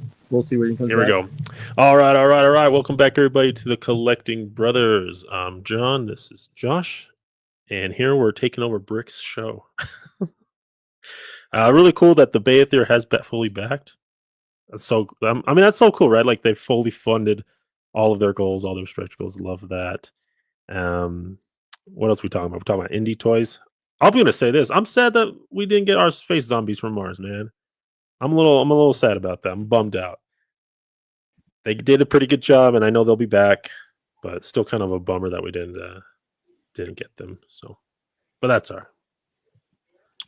I have no idea what just happened, so I switched to another computer. But that's, like I said, it's been a while since I've done a show. So, sorry guys, I didn't mean to leave you hanging like that. I don't know if my computer just completely died or what, but what I miss? I just kind of took over the show. We turned it into the Collecting Brothers episode. Perfect, good. I'm sure the show is much better. No. Well, let's go ahead and return to the originally scheduled programming. Well, kind of. I'm here. Look, a little peek behind the curtain. Entering the studio. Oh no! Turning it into a whole thing. Does it sound like crap too? You're probably using. You're okay. Yeah, you're fine. Just okay. Yeah, it's just something died here. Logitech. I want to get back on this thing because it has the show. Yeah, well, let's see. Enter studio. Anyways, hi chat. Let's see what you all are saying. Lone Dragon wants Massiverse Swiftwind.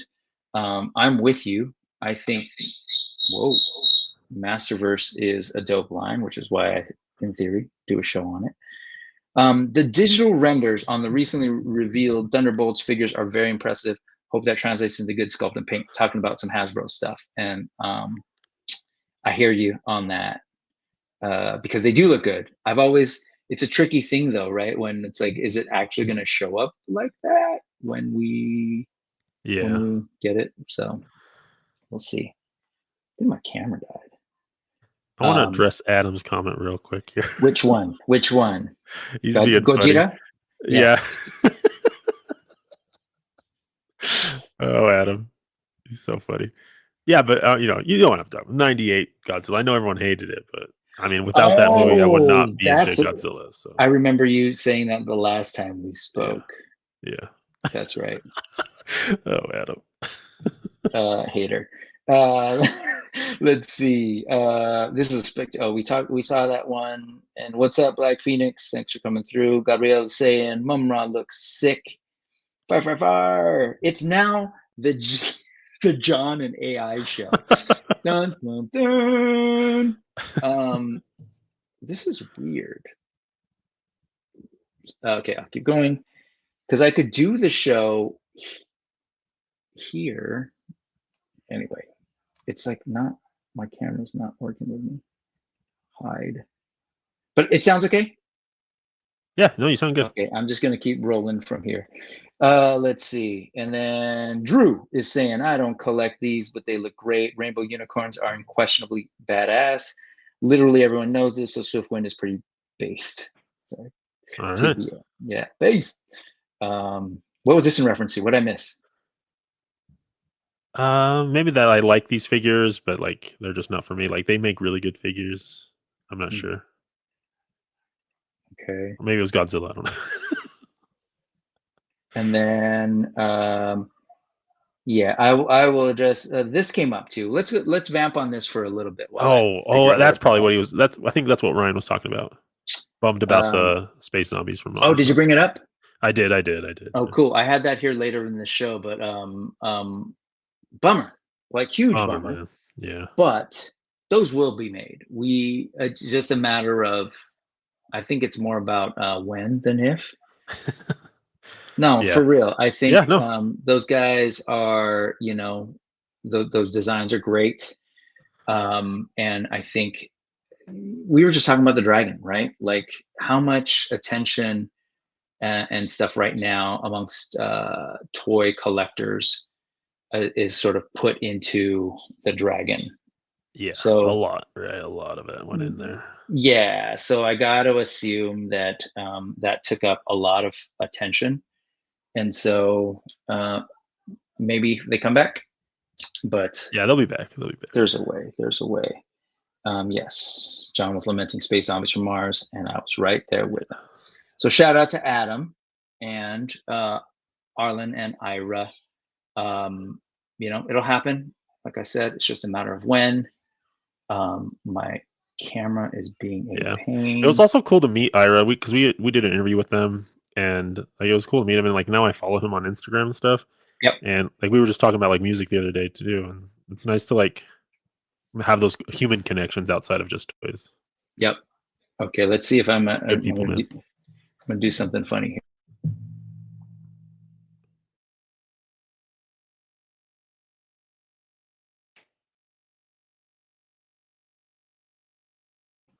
Okay, that didn't work. So I'll continue from here. And I'm just gonna continue the show from here. Anyway, can you hear me? We can hear you. Okay, thanks guys. Thank you for your patience, everybody. Let's move on. Let's see some other, what else was going on here? Wow, I think everything just said F you to you and your show. So, there you go. Okay, let's talk 112 price points real quick on this, because you had a little something to say. Yeah.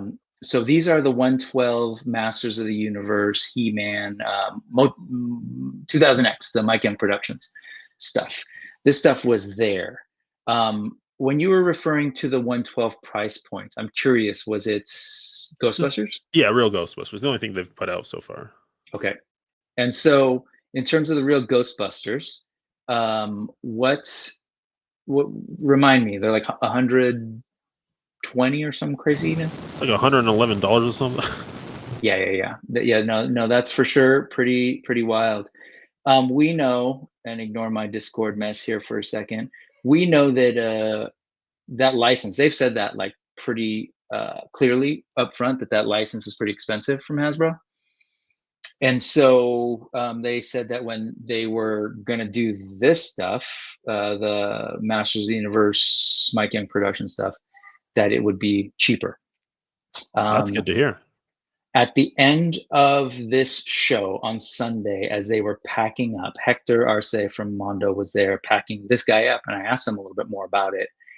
And he said, we're targeting a Storm Collectibles type price point. I think he's also put out their Mezco, but he's saying 80 to 100. My understanding is that those real Ghostbusters are like 100. So I think if they're smart, they'll do it at 80. Again, I don't know how tariffs and all that are going to affect things, but what I also learned from him is how these things are built. So they're when he said Storm Collectibles, there's a reason he kept saying that. Adam told me, by the way, because I ran there by the booth and I was like, I don't see a torso cut, or I think I saw it online. And he came back and he's like, nah, dude, there's a torso there. It's like built really well, or hidden really well underneath the harness. Okay. You can tell there's a lot of love put into this sculpt. Yeah. But Hector was saying, yeah, dude, this is all going to be a soft, rubbery overlay, like Storm Collectibles, kind of like your Maximum Hulk. Interesting. And so he will be able to dual wield this thing, and you'll get a little bit of that squish. The under frame will be there to kind of with a butterfly to be able to do that. So I'm like thinking about the construction of that, and these are soft good loincloth painted gray. He said they were working on this till like the night before. He's gonna have the alt heads. So I don't know, based on what I'm sort of saying there, and it's gonna come with like a little base. Do you think it's what if they say 80 to 100? What do you think would be a sensible price? That's the right price point, because you're already getting more articulation out of this figure than you were with those real Ghostbusters. Yep. And based off of how much realism they're going to throw into this, now I understand it's based off the 2000X version of He-Man, but look at that blade. Like the intricacies of the axe are gorgeous. Again, Mondo makes good figures. They're just, I feel like, slowly coming into the 112th world.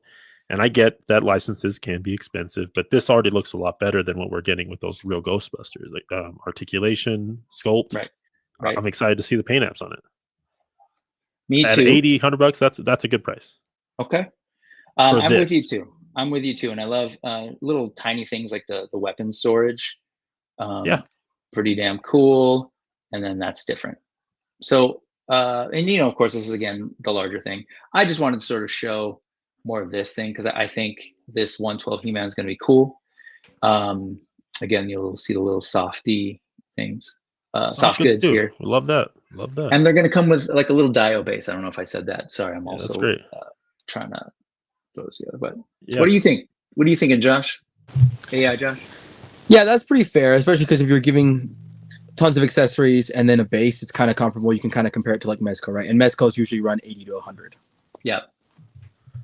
I think our biggest gripe with the Mondo stuff was just like the paint apps on those real Ghostbusters and the articulation on them. And they've corrected that, or at least changed that with this. So yeah. Well, I also kind of thought about just it also matters what the source material is, because based off the source material, the figure is harder to make or not. Whereas if you look at those real Ghostbusters, if Jada had that license, Jada could probably do just as good with that and maybe charge 40, 50, even paying the high dues that Hasbro charges, right? Yeah. And that's the problem. When you're doing an easy figure like that is really clean and doesn't have much sculpt, then you shouldn't be charging an arm and a leg because there wasn't that much work required. Not because of you, but because of the source material. Yeah, for sure. I think I don't know. I wonder. I don't know what Hasbro's deal is with the IP, and you know, it's also not. I don't know how Ghostbusters work, but I also do know that Masters of the Universe is trying its hardest to revive its brand. Like, I think it's great. They've got multiple lines now between Origins, Masterverse. They've got a movie coming, and I think it's in Mattel's best interest to try and like keep this thing alive, healthy, for as long as they can. And so I can't imagine them trying to like make it hard for Mondo, right? So I think they probably charge a much lower cost and all of that. So but here's Adam as a toy maker. He says, my 2 cents. If we can do zombies for $40, Mondo 112 shouldn't be any more than 60. Even if the license fee is high, they're going to move way more units than we are. I totally get that. Exactly. Adam's 100% on that, baby. I also know counterpoint. I also know what the Nameless Toy Company pays its 3 employees versus whatever Mondo has to pay for the existence of their company and all that kind of thing. Not at all trying to trying to support the big corporations, but it's just it's a different deal, right? Could they sell it for cheaper? Sure, but that's the price point that they've set. So yeah. Julius Downey in with a quick update, 4,128 units thus far. I don't know if that was said, but thank you there, Ted. And then Mr. Ryan Clark was wondering, hey, what's the He-Man head with a domino mask? Sorry about that. This is actually for Manny Faces. And I've just got my pictures all kind of messed up and wonky here. It's for this figure. So that's what that was. Okay. Let's move on, friends. I think I've does it sound better now? Yeah. Okay. I did a weird thing. That was this is the most live shows I've ever done. So let's talk this real quick. Have you guys seen this before? Has anybody in the chat seen this before? Curious. No, I haven't. No. So this was Palmetto Comics. There was another, I forget who it was, but someone posted in Discord. They're like, hey, AliExpress has another bootleg. So here I am confessing that I'm supporting a true bootleg, like a existing IP. So, I already do that with the Warcraft stuff. Like, they're not paying for this license. On top of it, it gets even worse. So I'm confessing to my crimes. Forgive me, Father, for I have sinned. Which is perfect for Daredevil, by the way. Yeah, that's true. This is also based on the NECA. I guess it was a 1/4 figure. That the sculpt is very similar and the design is very similar. It's just scaled to kind of a 112. It's actually kind of like a 7-inch figure. I'm really into Daredevil Born Again right now, and I want some good Daredevil representation on my shelf. And I'm a For Science kind of action figure buyer sometimes, and so I'll admit to having supported this bootleg on AliExpress. It's by Fleff Toys, notable Fleff Toys. You guys familiar? No, I don't think they've ever done anything as Fleff Toys before. But I think it's pretty cool. Like, there's some things about the sculpt I'm not super into, but it looks like there's some articulation in there that I could probably get some cool poses out of. I don't know how true this butterfly is, or if it's like a McFarlane butterfly. The cap. Yeah, but I'll play with it and sort of see. But it totally was a For Science thing, and it wasn't the best use of my money. But I don't know anything about this Batman. But I just kind of like to know what's out there. To your point earlier, I think Josh, you were saying like, oh, these companies like InArt, right? Other companies, new companies, whether from Asia or domestically, are kind of pushing the game. And I love to kind of know what it is. Like, I've seen the CT Toy stuff. I've seen the quality of that. I've seen what, indie toy makers domestically and overseas can do. I'm just sort of curious what's possible. So that's me rationalizing why I picked up this dope looking Daredevil. Yeah, my experience with like knockoffs, like I've gotten a couple knockoffs and I always regret buying them afterwards. Like, they're cool that moment. You're like, oh, I get this really high, almost like I get like a Mafex knockoff for $20, right? Mm-hmm, but then it ends up like breaking. You can't even pose it, and it just ends up. This is just garbage. Like the only good experience I've ever had was with the Spider-Man 2099 CT Toys. For some reason, that one came out flawless. Like, you can play with that one, pose it, it holds the poses and everything. But beyond that, I've gotten a couple ones, and they just always, I just end up regretting it. Do you have the Mafex? I'm sorry, bad. The CT Toys like Wolverines? Have you messed with those at all? Yeah, I got mine right here. This is the CT Toys Wolverine. What are your thoughts on that? Are you also sort of like regretting those? I have not bought a CT toy that I've regretted, but I've only bought two. And they are what they are. They're bootlegs, and I am impressed by the quality that you're getting at that price point. But I will say, Mafex is the smoothness and articulation is a lot better, right? But that's just the different factory or whatever. Well, and the plastic quality is really big, better, right? Yeah, like Josh was saying. Josh, what were you saying? The plastic quality is like a huge difference. Like when you pick up like one of these knockoffs, the plastic is just cheap and brittle. Like, it's gonna break over time. Okay. Yeah, like it squeaks, it creaks, But then I have my Mafex Scarlet Spider, and I mean, it's just butter every time, and minimal amount of effort to pose in each different place. Here with the CT toy, like, you can get him looking cool and stuff, but like, you got to really refine it and sometimes force it. Sometimes it's too loose. The tolerances are different on there, And also, it's just bad because it's easy for us to spend that $20, but then we're kind of stealing from other artists' hard work, where these people had to sculpt it and design it, and then these companies like CT Toys can just profit off of all that hard work that those artists put into. And so it's kind of bad, and that's what also makes me regret it. It's like, I'm buying and participating in something that I really shouldn't be. Yeah. So, like I said when I started it, it's a confession. So we'll see. I may have to confess for my sins and atone for it. But yes, so sorry, Hasbro and Marvel, for and all the artists who worked on it, especially them, for buying into this crime. CT Toys even started ripping off like an actual artist, like like sculptors, right? Like indie sculptors. The flame effect Wolverine that they did, that was that one. And I understand, like I'm saying, like a bootleg crossing a corporation is a line that I cross. But as soon as you are targeting smaller people, that's a line I don't cross. Ultimately, that line is the same, right? it's theft. It's true. I could sit here and justify it a couple of different ways, and even though I know it's wrong, so we'll leave it there and Wild West it. I'll see how it goes. I have a feeling I'll regret this one. I see that, but I was just curious. I saw it, and my thing is like scale. They're just like Marvel Legends stuff just tends to run smaller than the sort of stuff that I have on my shelf, right? They kind of run a little small compared to like Legions or AWOC or even this particular Sagat or some of my Storm. So seeing these figures done in a way that I think is like cool visually, like a little bit like on the photorealistic side, well, not quite, but like, you know, high paint and all that.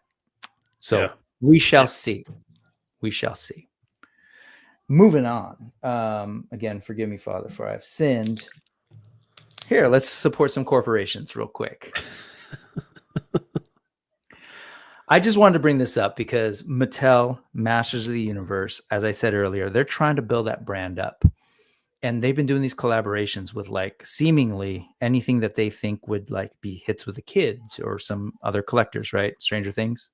Yeah. Oh, yeah. What else? Teenage Mutant Ninja Turtles. I don't know if you're familiar. And then now Thundercats, which is a weird one because I don't know how, hey, Erwin Papa, I don't know how big Thundercats profile is. Like, it's like, we know it. Well, a bunch of 80s kids know it, but it's not like it hasn't been around in the same way that Motu has in Target shelves. So what I find interesting is this, like, it comes with like armor and all that, but if you strip it down, you can get, this is like a pretty classic looking Thundercats Lion-O, but in that Motu old school form factor. Same with this, even though it's a little bit stylized, this is, and it's interesting to me that they're taking studio shots like this and putting it out there for promotion to be like, hey, no, really, you can buy these if you like Thundercats and kind of get that classic look. Kind of an interesting move, I think. Yeah. What y'all think? Is this this? I would say it's definitely a risk, and I don't know if this risk will work out for them. I just feel like you mentioned, kids are not gonna even know what this is, and plus, you know, we've been seeing a trend where kids just don't even buy toys anymore. Like, unless it's their parents buying for them, they want like a Roblox gift card. They want the Robux, right? Yep. It's a risk, and I hope it works out for them, but we'll see. Yeah. There's no Fortnite Thundercat skins, so. Well, and there's no show in sight. There's like $200 Mondo figures and $55 to $60 Super 7 figures. So like that's not things that kids are. Yeah. But if this is true, Thanos is 100% right. Motu nerds are Thundercats nerds. Again, Motu nerds aren't the kids that we're talking about. They're the big kids like me and him, right? But there are no time. Oh, there is a new comic. Again, I just don't know. I don't know the sort of market penetration. Sorry to use the corporate terms. But like, I just don't know that it's going to hit like younger folks. That said, these folks like myself, like Thanos, like other folks here, like including Erwin Papa, whose work I want to get to because this dude is dope.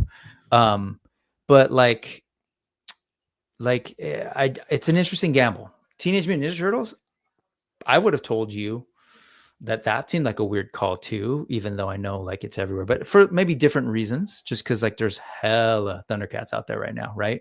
It's almost like too much. I'm sorry, Turtles. Yeah. McFarlane picked up the license. Right. But who knows? I think these companies, obviously, they know something we don't. I will give it to them. This thing right here is a figure that we don't have. It never was made. I don't know. You guys know much Masters of the Universe, or is this like? Yeah, this is like a Battle Cat. It's Battle Cat. Yeah. Yeah. And there was like this old some concept art where they try to do like a humanoid Battle Cat. So for hardcore Motu fans, this is really cool. I think it's great, but we shall see. I don't really collect this size stuff, but part of me wants to see if I can get these cheap and pull parts off of it and put them onto other figures like Masterverse bodies or something. So anyway, I thought it was pretty cool.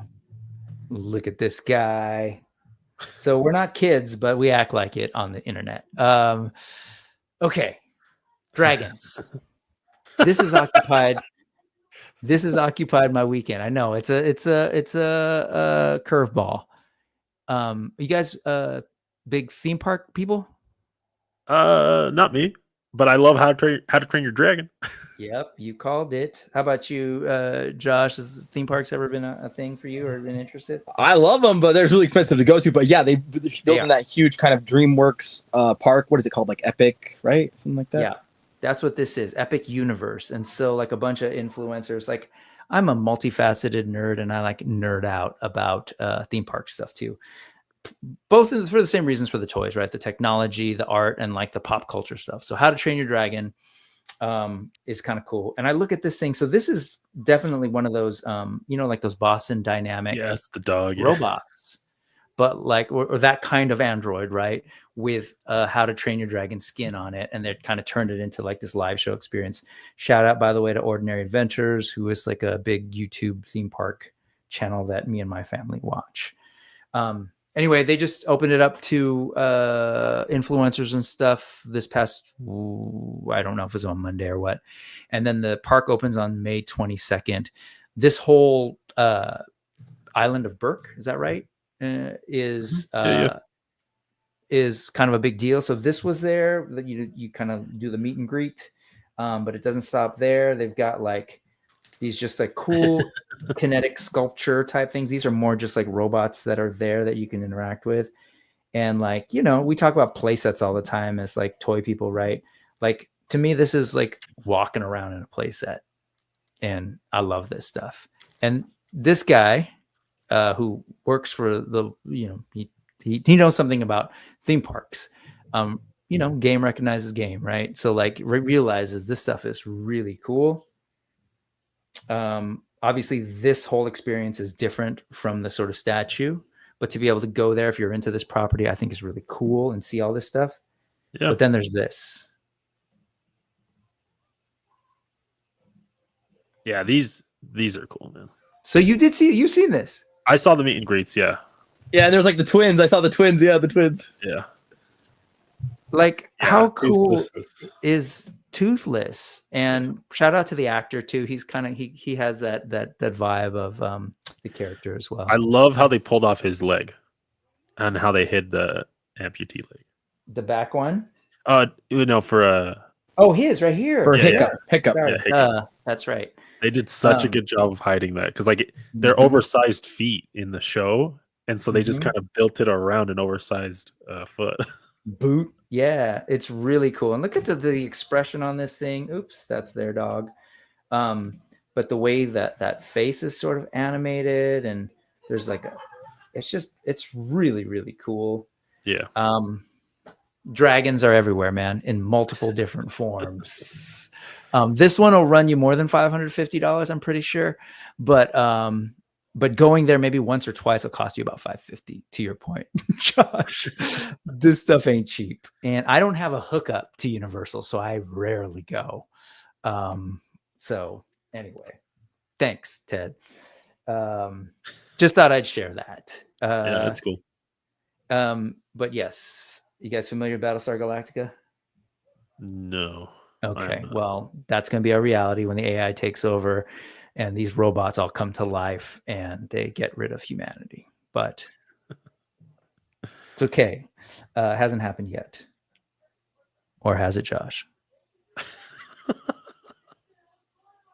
Oh, jig is up. Look, he gave it up. All right. A couple of last things. Let's talk art before we wrap up. Erwin Papa, who is in the chat, man. Erwin Papa, this guy who called me he was talking about Thundercats. This guy I got to hang out with at WonderCon. I'm a huge fan of his work. I love his artwork. Also, I grew up in Southern California, and he's part of this sort of artist community that's doing some really cool things. They do an ink and drink where a bunch of artists get together and they draw. And here you go. There he is with Wade, because he also he did some art. Yeah. Do you remember the oh gosh, I didn't even have it here. He did the artwork for the new Odious. Yeah. Dang. It's so cool. And he had this original artwork at his table. He was part of Artist Alley at WonderCon. Oh, you can see it right there at the bottom, but he put a weird video thing. Oh, it's right there. gave it to Wade. That's the Oh, original, man. the pencil and ink of this awesome piece of art. That's so cool. Yeah, just notice this image is flipped, but no pun intended, Erwin. This his artwork is dope, man, and I got to sort of see his booth and get to see him in person. This thing, Erwin, I screwed up. I was going to come back for that Ilyana, but I just got so busy at the booth. But that Ilyana Rasputin is dope. He's got like all this tiny little detailed line work. It's so good. It's Like, like that's some like Ghost in the Shell Matsumoto, you know. Oh, that's a good pull. Yeah, you can kind of see that kind of line work here. And I picked this up. So he had a bunch of self-published art books and comics, but this is an actual art book of like a bunch of his different work. Were you guys following the Monstores Kickstarter at all? Okay, so he designed those, and Dave Igo put those together, or he designed some of the characters. I did see one of David, a show with David on it that he was talking about the monsters. Yeah, I did see that. Yeah. And so just filled with just really cool art. So this is my penance. I bought a Daredevil on license, but I support local artists directly. Nice. But yeah, there's all sorts of cool stuff in here, man. See, you got the little like the Gojira Kaiju references. Look at that. You've got I love this. Oh, my boy, Jet Jaguar. Yeah, dude. I came home with a Jet Jaguar sticker that fell on the floor just now.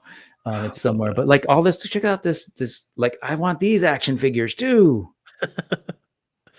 Yeah, I like this.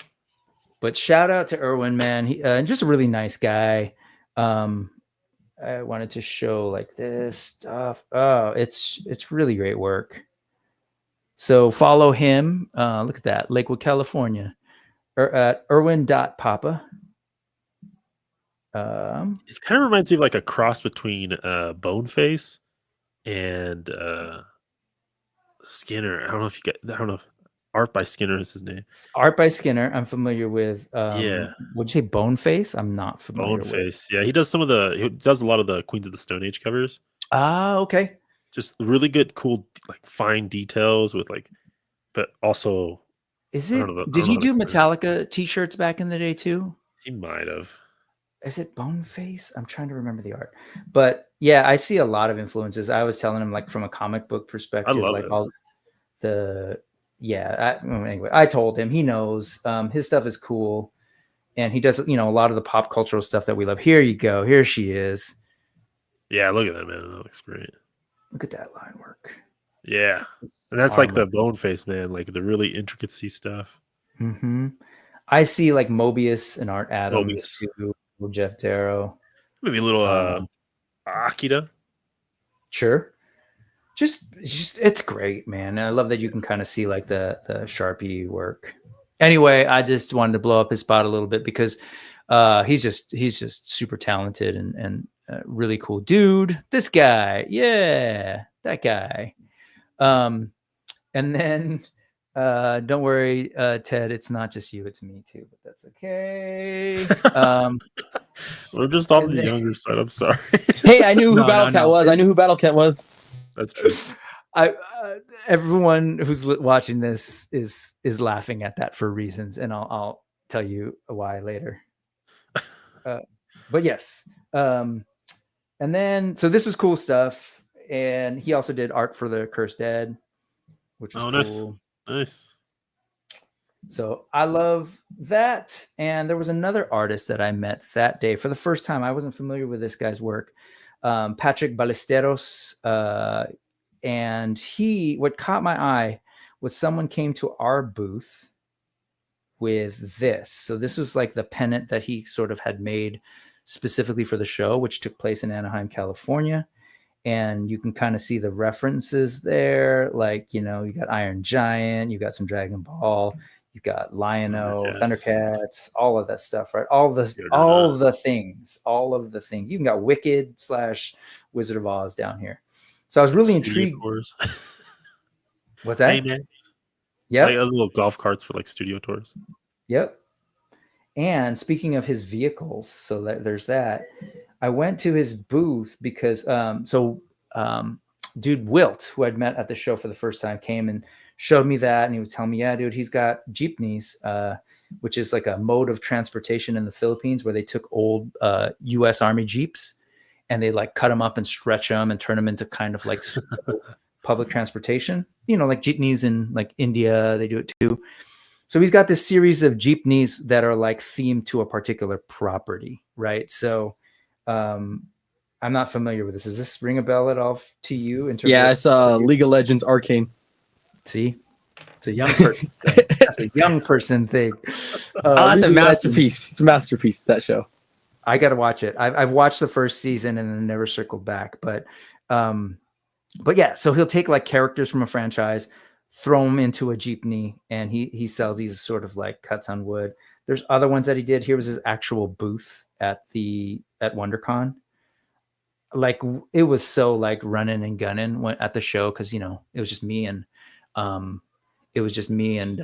Adam working the booth. So it's like, hey, I'm gonna run to the bathroom and take a quick walk around, or I'm gonna go get coffee and walk around.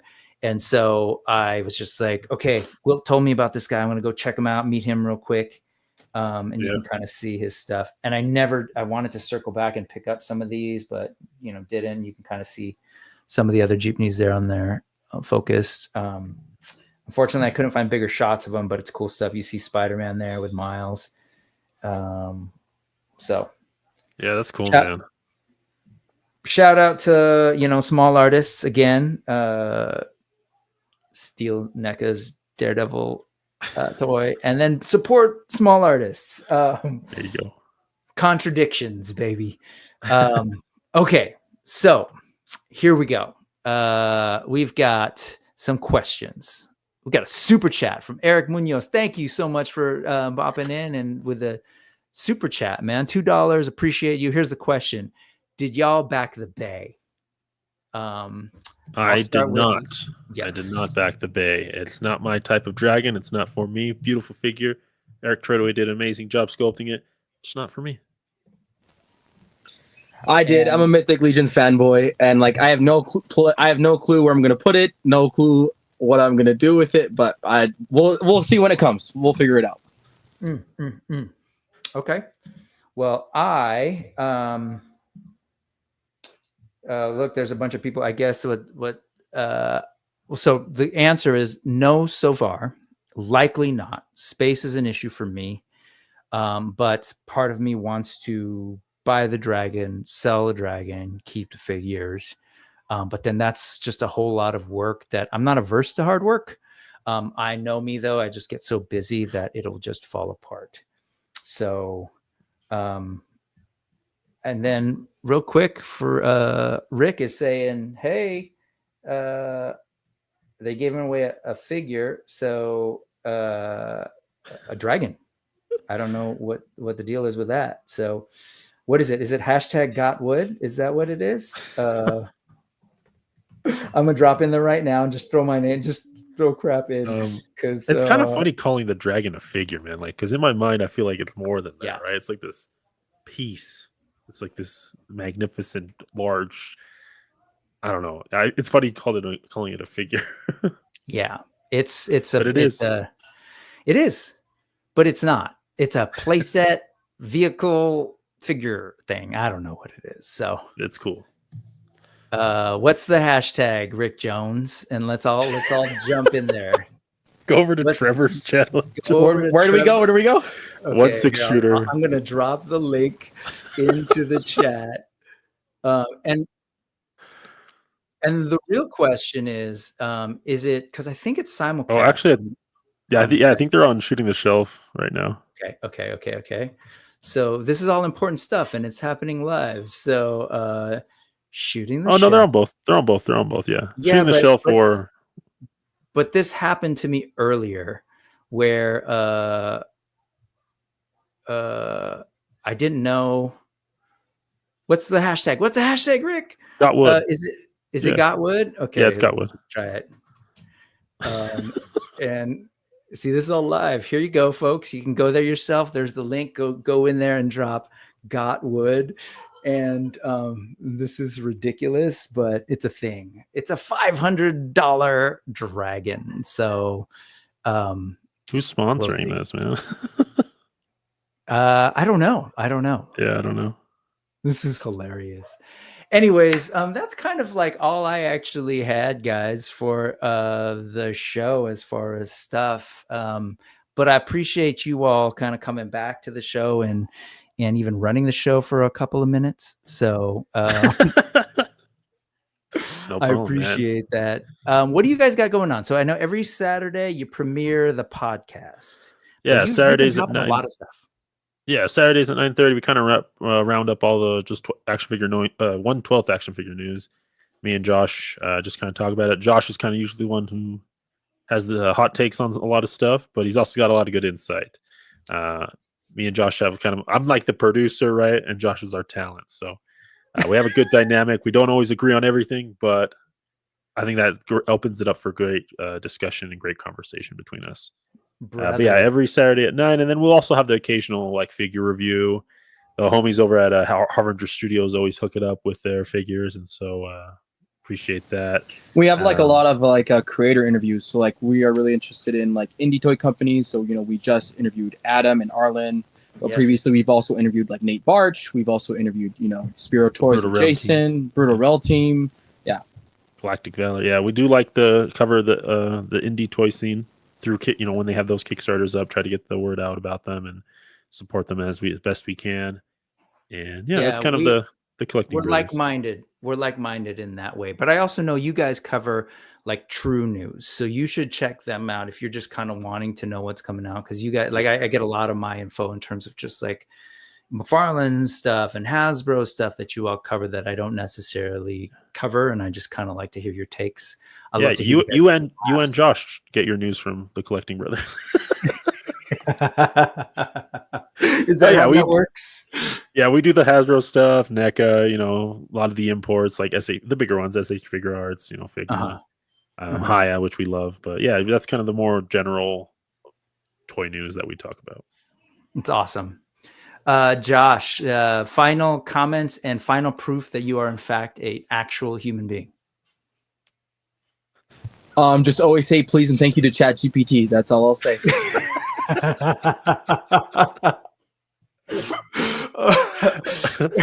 Right on, man. Thank you guys so much. And sorry for the wonkiness of the show today, but I really appreciate hanging out with you guys. And I would love it if you guys could hang out on the Clubhouse whenever you get a chance. Josh, you got to go on there and just prove to people that you're real, bro. People are wondering. And you being late today didn't help. I don't know. That was a little bit. And I had the static. Yep, everything. Well, that was my voice box getting messed up by the microwave. Right on, man. I love it. Well, thank you both for coming through. I hope you all have a good week. And everybody who came to this show and sat through us hanging out. Honestly, that's what it is. It's just me getting a chance to hang out with these folks that whose work I love, whose shows I watch, whose toys, whose opinion on toys I think is real cool. So thank you all. Next week, next Saturday, Nate Barch, and then next Sunday, right now, I'm actually going to have Detour Customs to tell us a little bit about some East Coast shows and what we should figure out here on the West Coast with this whole Mythic meetup. So look out for that. I hope everybody has a good week and hang in there. We didn't get to talk tariffs, but if you really want to know, DM me and I'll talk all sorts of mad shit. So all right, folks, thank you so much. This is where I end the show. See, I even forgot how this works. I'm supposed to play some music. Yes.